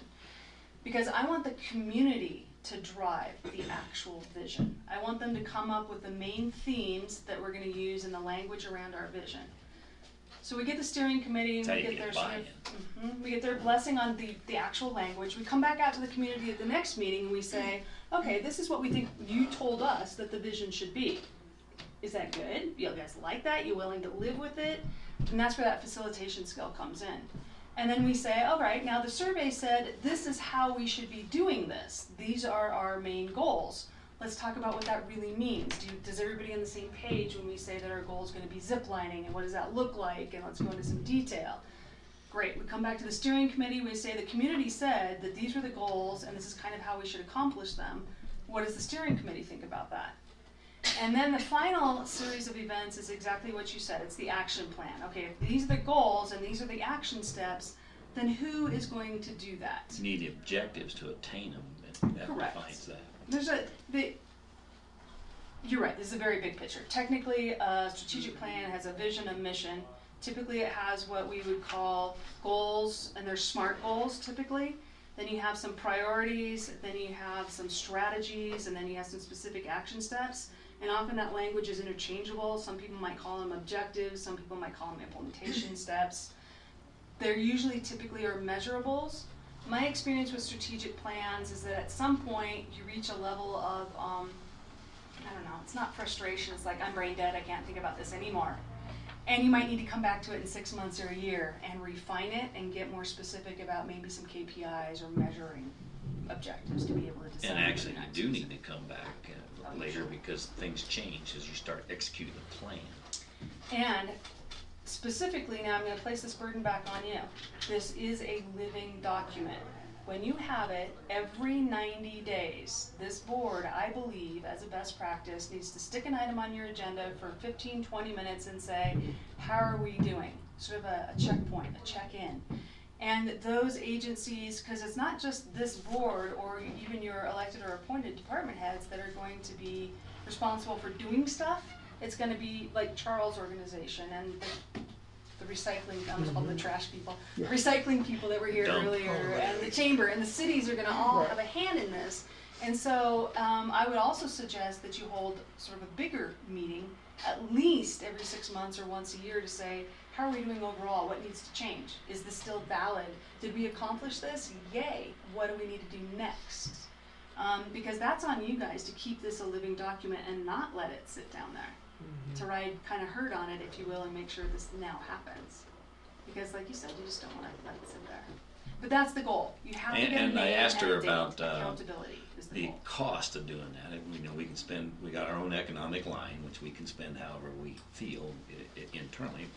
But there are also grants, and DOLA is amenable to helping communities keep guided and stay on track. So we can do this again. Yeah. And all that being said, we're still within the scope of our funding mechanism. Based on the conversation that we just had, yes. Okay. Now, as I mentioned, it's flexible. If you decide to add 1 or 2 community meetings, we'll either have to talk about what goes away or how we want to deal with the funding for those extra meetings. But the one thing, when we submitted the estimate to DOLA for this, not knowing as much as we know about now, but I don't think a normal concern is, gosh, how can we afford postage or printing or this? We've got a pretty good amount of money in the grant, within the grant, that was budgeted for local support. Good. Meetings, food, communications, and such like that. So I feel confident that we can accomplish. Yeah, that's what we talked. There is flexibility here, like she said. We got some margin, if you want to call it that.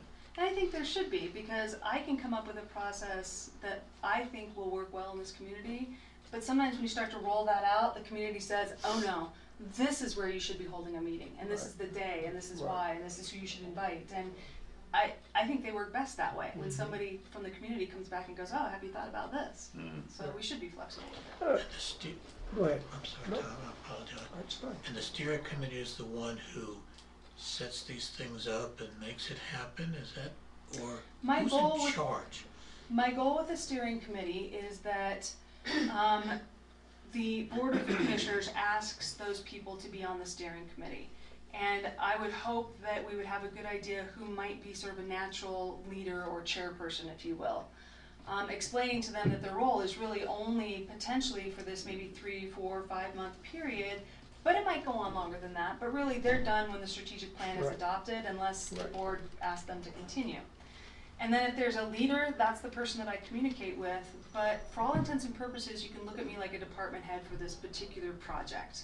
I will be managing this project for you. I'm the person that you should be holding accountable if you're not getting what you want or need. And in turn, it's my job to get what I want or need to give you that out of your steering committee.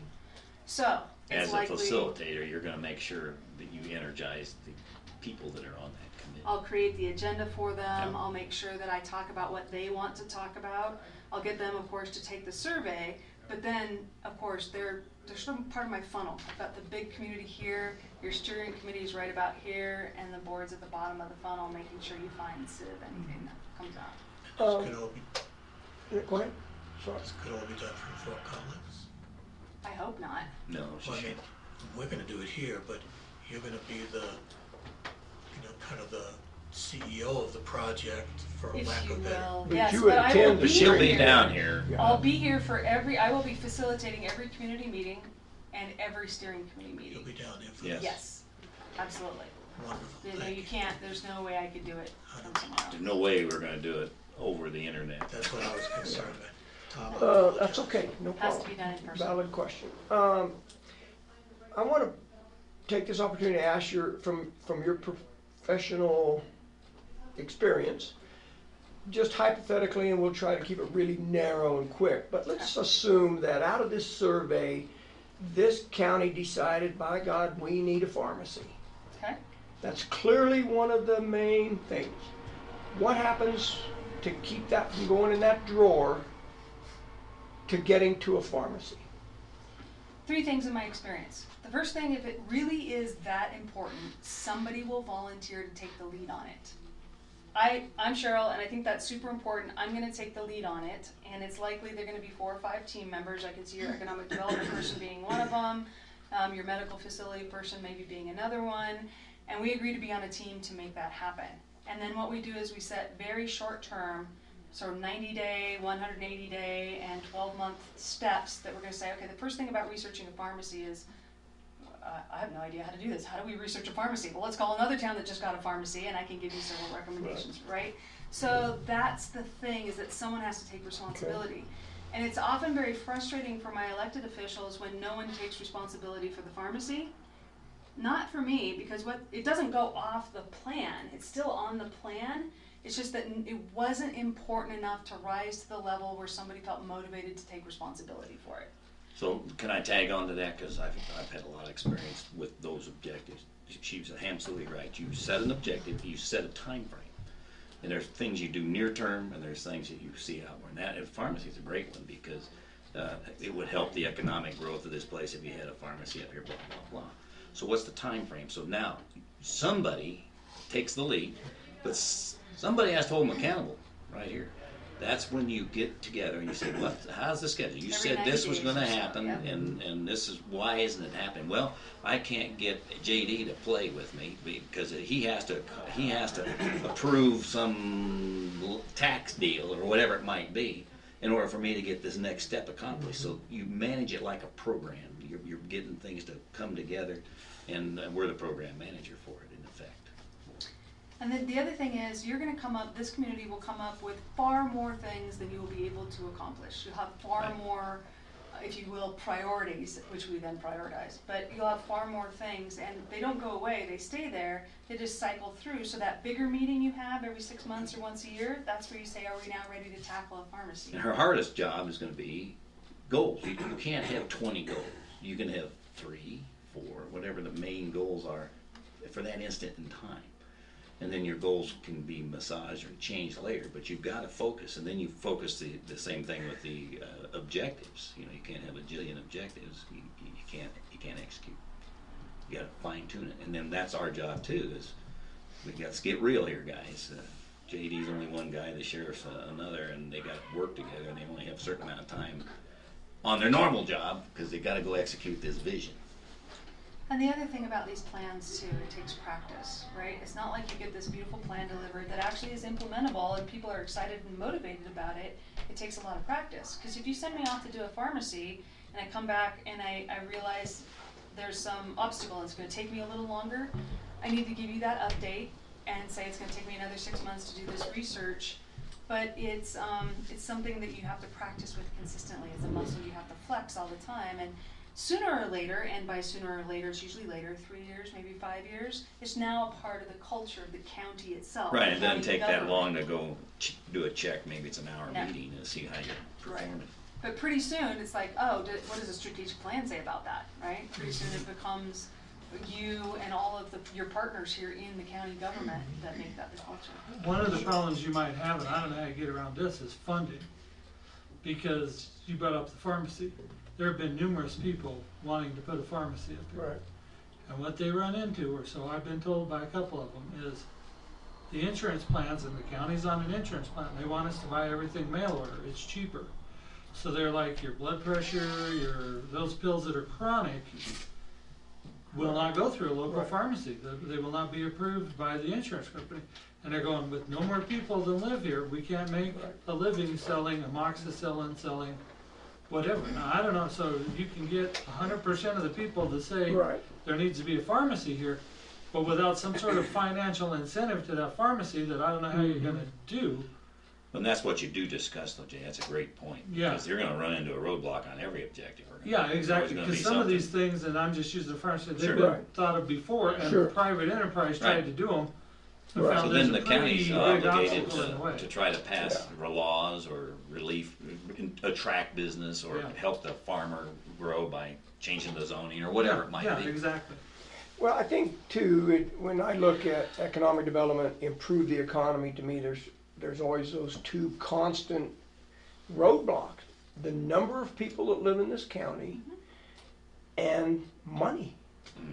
Now, we could change one or both of those. That's why I kind of brought both of those up. A lot of things could happen, but. Well, and what you're going to see is you're going to see a lot of feedback about maintaining the quality of life. And that means it's like an economic development, right? What the heck is quality of life? But really what it means is the feeling that I get when I live here, I want to protect that, which is typically very friendly. People know each other, long-standing relationships. You can walk over to your neighbor and borrow something. All of those things that make living here so special, which can be damaged if enough people come here to support a pharmacy, right? Exactly. Because it's definitely this delicate balancing act that the county has to, and you talked about zoning, for example. That's exactly how to control growth, is through zoning and some of those, building code type details about architectural standards. And well, we've even had that with the Justice Center recently. Quality, like, we like the atmosphere, we like the looks of this building, we don't want a glass and stainless steel building. So you roll that into your vision as you're growing and building different things.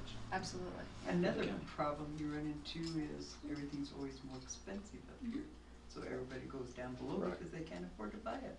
Correct. So part of the plan would be, how do we subsidize and get a train coming up here, or a truck in line that'll do things more wholesale for us? But you know, you got to brainstorm.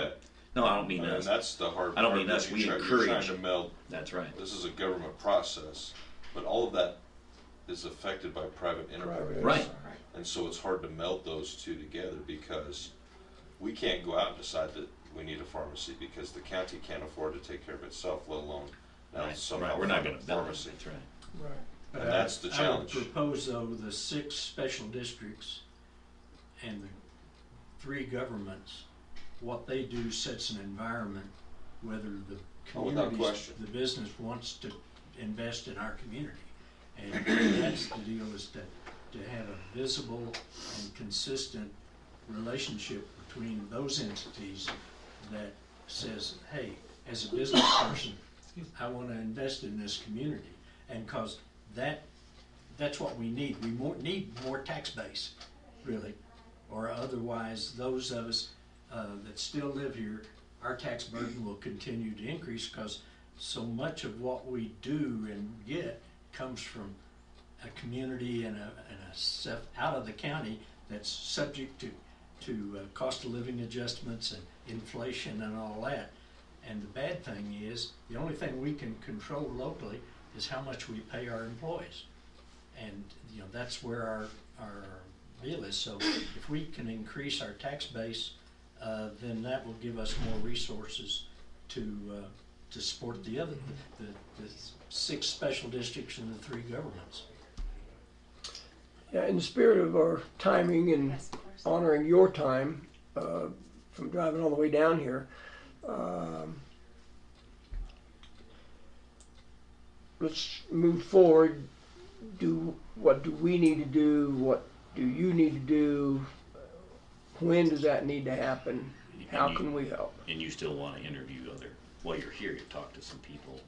I would. So it would be lovely to have today, I want to bounce an idea of the steering committee off of you, and it would be lovely to have your feedback on that, because my next step would be to reach out to that steering committee And it's not that we can't add or subtract people as we go along. That's not it at all. It's just that I need somewhere to start. So I can reach out to those people, talk to them, get them talking about the survey. And then after that point, what I would do is ask for, I'm not sure who I should ask for, if it would be you or someone else, for a list of all of your elected officials and your appointed department heads within the county, so I can reach out to them and start corresponding with them about the survey as well, and sort of develop my contact list. And I'd like to do that over the next 2 or 3 weeks, and then get that survey out there and ask for some specific feedback by a deadline, and then hold everybody to that deadline. And I am pretty easy about deadlines, but I found if I give people deadlines, they're usually met. And then our real process starts in promoting the survey. So for your consideration, I would suggest that we definitely have your 2 cities somehow involved. And probably the mayors of those 2 cities would be my start. Okay. And then he mentioned the 6 special districts, and I have a list of them, and I would generally just reach out to the executive director or the principal person at that manager of those special districts. So that's 9, and I like to have an odd number, because an odd number works better in decision making, but I think we have room for at least 2 or even 4 more people past that point. So if there's an active chamber, I know there's a Main Street, if there's a specific citizen type representative that you've been thinking of, I'd like to get that feedback now and see where we might be able to go with that. Yeah, we do have the airport to consider. We've got the judicial center and Shannon's sort of input there, and we've got representatives there we could talk about. And by the way, this does not preclude your elected and appointed department heads. That's definitely a group I would reach out to as well. Absolutely. Stock growers, cattlewomen. Sorry, go ahead. Court. I'm just throwing Yeah, names that card's out a there. Who, what's car? That's Cliffs, this area. Main Street. Main Street. Oh, okay.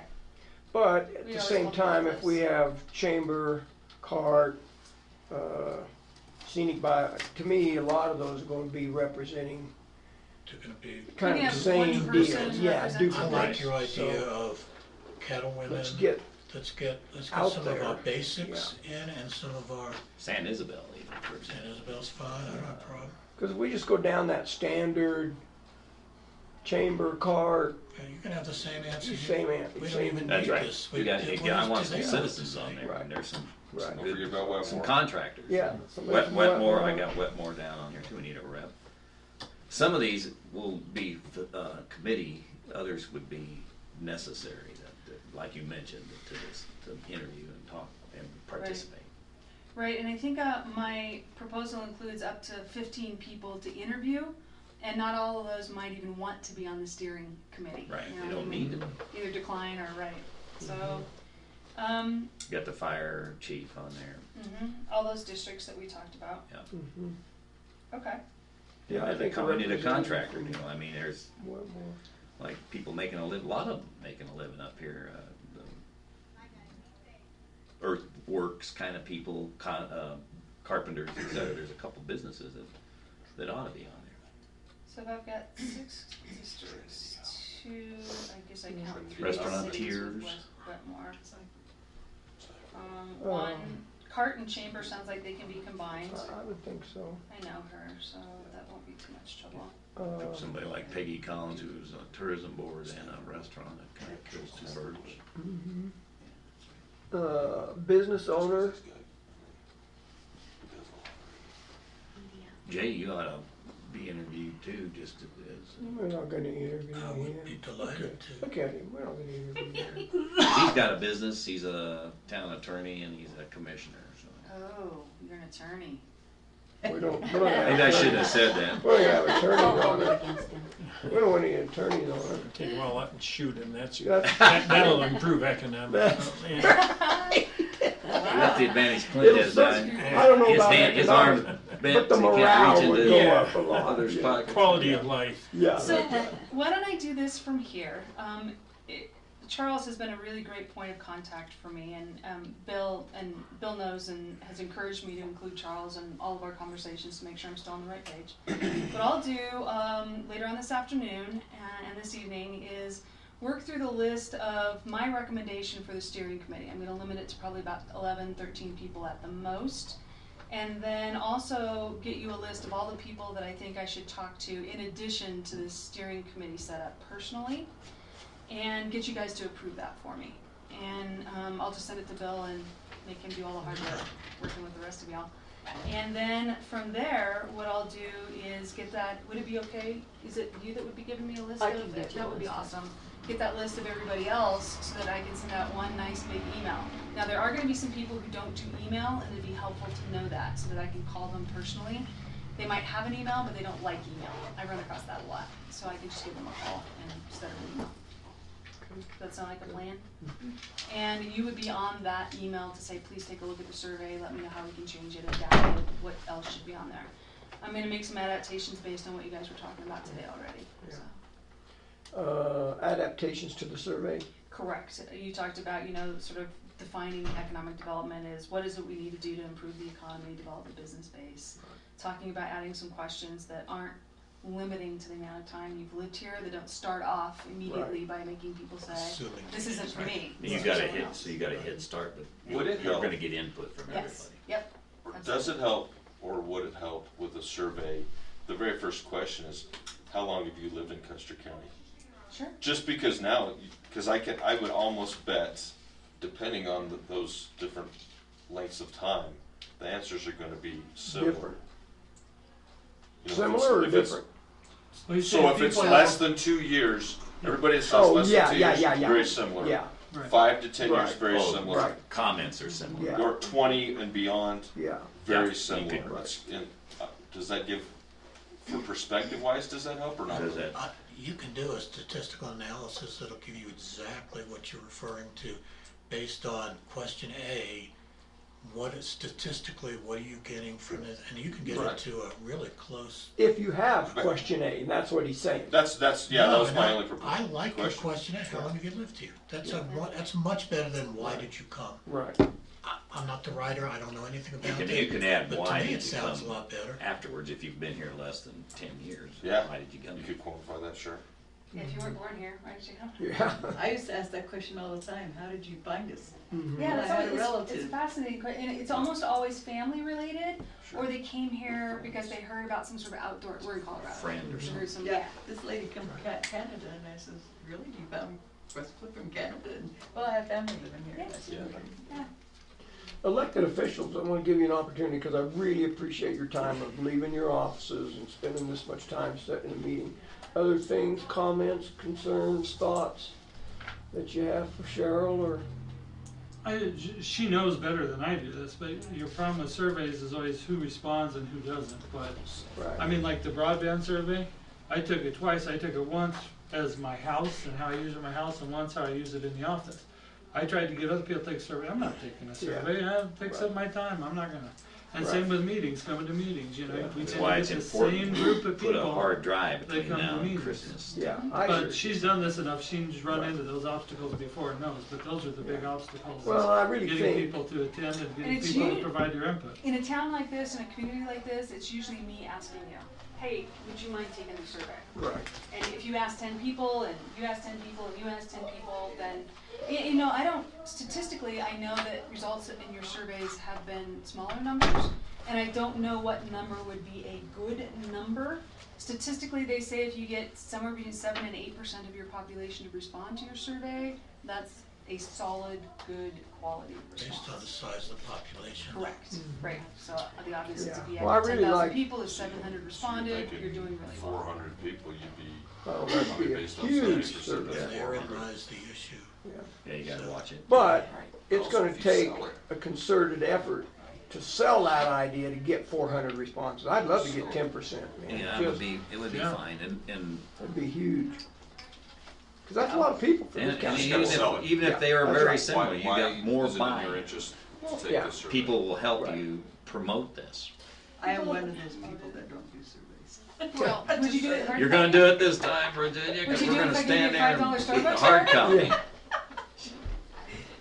Okay. Yes, ma'am. A lot of people that have lived here a long time have been through this so many times with the stickers and the dots and that their initial reaction will be, been there, There we go. done that, What good is this? not interested. Mhm. And so what will happen is the meetings will be filled with people who don't feel that way, and the initial people won't be represented, but they don't think they're represented anyway. Right. You know, You so could get that. you know, go we've road. had the So- master plan and the this plan and the that Right. plan and the stickers and the even Why- with pizza. Why is it they don't think, did they not see anything come out of those plans? That's what's happened in the That's past. Yeah, and or they so- saw stuff Time, come time, out and that time again. they had Well- that did not reflect them in the least. But Jackie, here's I'm just times have changed. True, you can always say that, but process has changed, and what hasn't happened in the past, nobody held anybody accountable. It was just a piece of paper, and they just let it sit. But people So won't now know it's that. up to us. I know. So now, how do we combat that? Right. It's us making sure we get. That's why I'm hard over on getting this survey to a lot of people, so they know what's going on, and then they understand it's going to be different because it's going to be a process that's going to be professionally handled as well as held accountable by the people that are executing it. But I think the underlying issue too, to speak to what you were talking about, was if I don't have a burning desire for economic development, you can take that survey and fly with it. I don't have time, I'm not interested. We've got to figure out a way to sell it, to say, if you care about what's going to happen in Custer County, you sit at the coffee shop and bitch all the time about how all the new people are taking over. Yeah. If you care about what's going to happen in Custer County, Come here's to an this opportunity meeting. for you to have some Exactly input. right. Right, does it bother you that you see all these houses popping up in the valley floor? If that bothers you, Yeah. then you better Take get the involved. survey. Big If you words. don't Do like- you care? Do you care? Yeah, if you don't like A motto. all the for sale signs up and down Main Street, take the survey. Have some input. Obviously, it's economic development. We can't get around that. It's not your lifestyle. We're not doing a survey on your lifestyle, but we got to make them care and make them Well, understand it's that. like question 12. It talks about what kind of growth would you support in Custer County.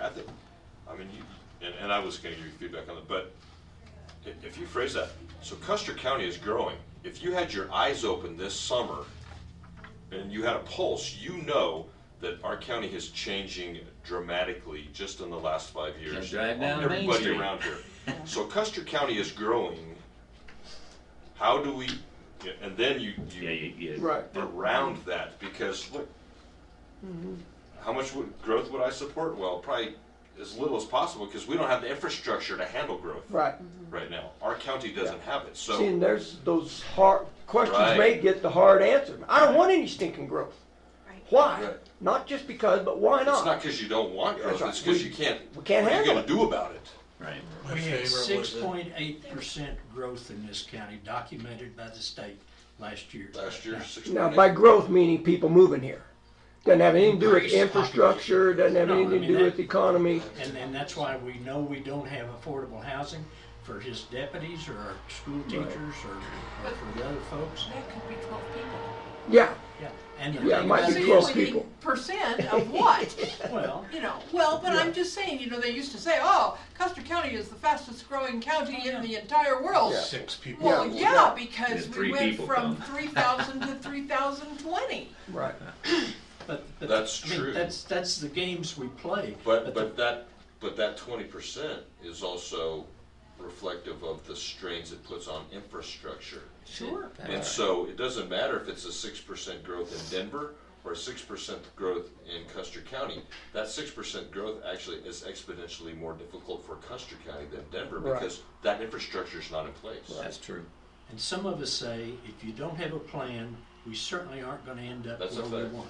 Right. And I also say, you know, if people that have got a whole lot more money than all of us combined came over that hill from the east and said, boy, this is a pretty valley, I want to buy it, they could. And Well, we they will did. not It do just happened to be in Werfenau County in the last 6 months. Yeah. But yeah, the other thing, if I was in Charles' business, I would be thinking, what if this survey says we want to limit all of it to here? We don't want to open the skies. I think that's always been the basis here. I do too. I think there was this baseline thing of, and you said it earlier, why do we love living here? Because it's just like it is. If it changes anymore, guess what? I'm probably gonna put a for sale sign on my place and get the hell out of here. Looking for a smaller county. I'm afraid we're gonna run into a certain amount of that. I would Absolutely. be discouraged if that was the case, if I was in your economic development No, I arena. would be able to shut the door and say, if this community, if that's what they want, and Then let's- Sure, if that's really what they want. There you go. Yeah. But you see, that's why you have a roadmap. If you got a goal and you don't have a roadmap to get there, any road will take you there, right? You go in circles all the time. So you focus. And if the focus says, I want to limit it to 2% so I can get my roads graded every year, and you only get 3 more people, then that. But you can't limit it. No, that's the point. You This is can't America. stop it. This So is what? America. Well, You can't limit growth. you could. Because I could buy, Water. if you have property for Land sale and use. I wanna buy it and build a house, Regulate. county can't do anything about that. That's right. Money can overcome, but I will tell you this, you can control the type of growth. that Right. you get, That's right. That's Both right. demographically Right. and the built Absolutely. environment. That's You right. can control Absolutely. that.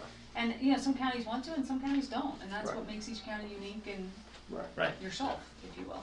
Yeah. You're right, you can control it, you can't limit it. And that's why they need to answer the survey, because You want to control the you way. can't control it, but Smartly. you got, yeah, The you county gotta, you needs to better have a influence say it, in it or you're absolutely. gonna. You can direct it, yeah. I've had people tell me the reason they're moving in here is because we're not marijuana. There's people out there looking I say for good. counties that don't have marijuana. Interesting. That's Selling what point. Exactly. Well, we've got it all around us. I mean, look at Pueblo, they embraced it, Marijuana. and it's driving people out of there. Vote for it. I didn't, yeah, and that's a whole nother cat to skin when it comes to surveys. And that'll show up. I'm not That'll gonna show open up. that. If it's in here. Where, whatever storage bin they keep marijuana in, I'm not gonna open that up. Yeah. No. Well, thank you very much. If there's something else, I'm not trying to cut you off. No, sir, I think that's my next plan of okay. attack, and again, the idea, and you'll see this time and time again, so, I've been trained, if you tell somebody something once, you have to tell them 7 times. So you'll see timeframes from me, and you'll see them again. Okay. But the big sort of kickoff, the survey should go earlier, but the big sort of first community meeting will be in late January, and that'll be a question I'll have for everybody is, you know, what time in January, what night of the week would you recommend? Would you recommend a weekend? And then we can just try a few different time frames and see Sure. what happens. And then of course the newspaper's gonna be critical to getting the word out on that, so we need to let you know far enough in advance too. Yeah. You know, if, I was just thinking while you were saying that, if everybody in this room could go out and get 20 people to fill out a survey, that's 5% of the population. We'd be halfway there. You would be. So there's 13 of us. As long as I know different people than you. Yeah. Sometimes. Or you get to them before I do. Yeah. Well, yeah, and It's that's like the steering, fundraising. steering committee's responsibility Tom too. didn't know That's one of their anybody, so- jobs. Yeah. Would be to let people know what's going on, pass the word, Right. get them to take a survey. Now- So you need to be flogging us on getting the questions back so we can actually Right. implement I the just heard I survey have and permission get to a crack good the job whip. on it. Yeah. If we had remote locations for this, let's say there's a stack of these surveys at the coffee shop.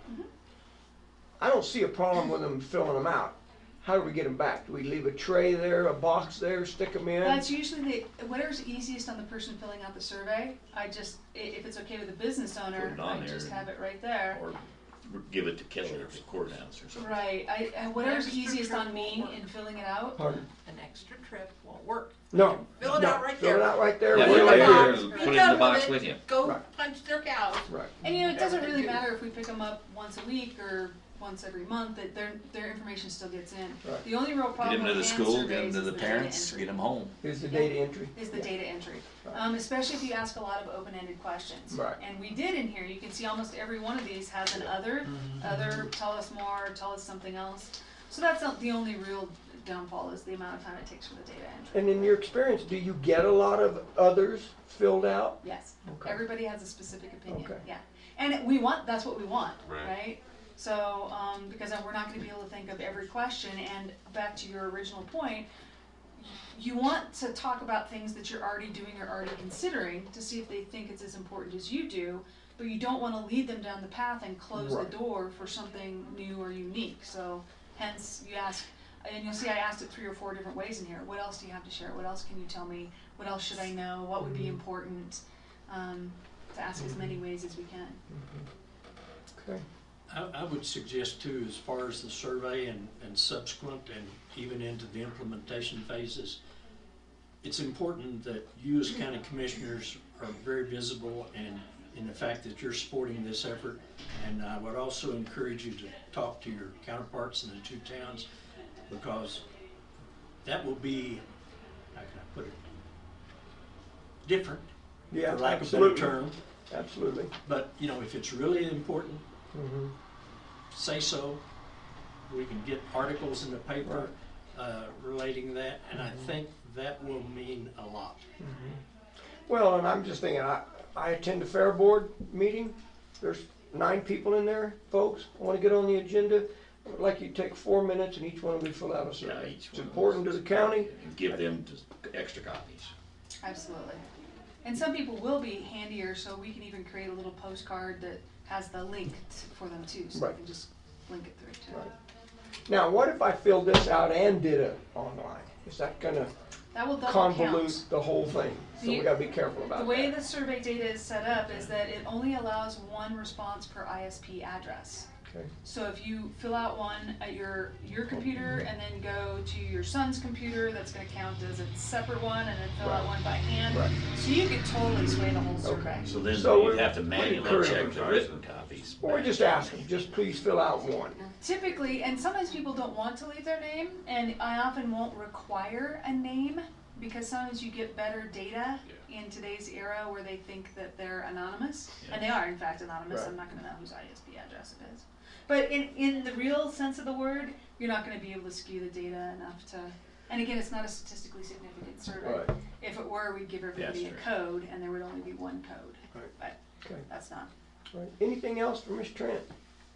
Now you have some canned commercials to go do this kind of thing that we could use as a straw man or a template to For press publicize it. Yeah, releases, for yes, press absolutely. releases. Yep. Really what I'm looking Absolutely. We want to get it in the paper all, you know, there's no reason why I don't know what the budget is. I know that the newspapers are willing to work on, from a community point of view.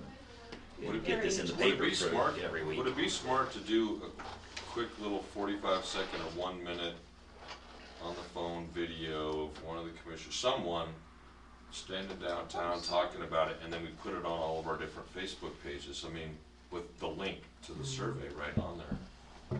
Just like That's the world we live in. Like Tipton standing in front of Grandma's house. And I don't know what kind of, I saw, it's the IT manager, is that one of your Yes.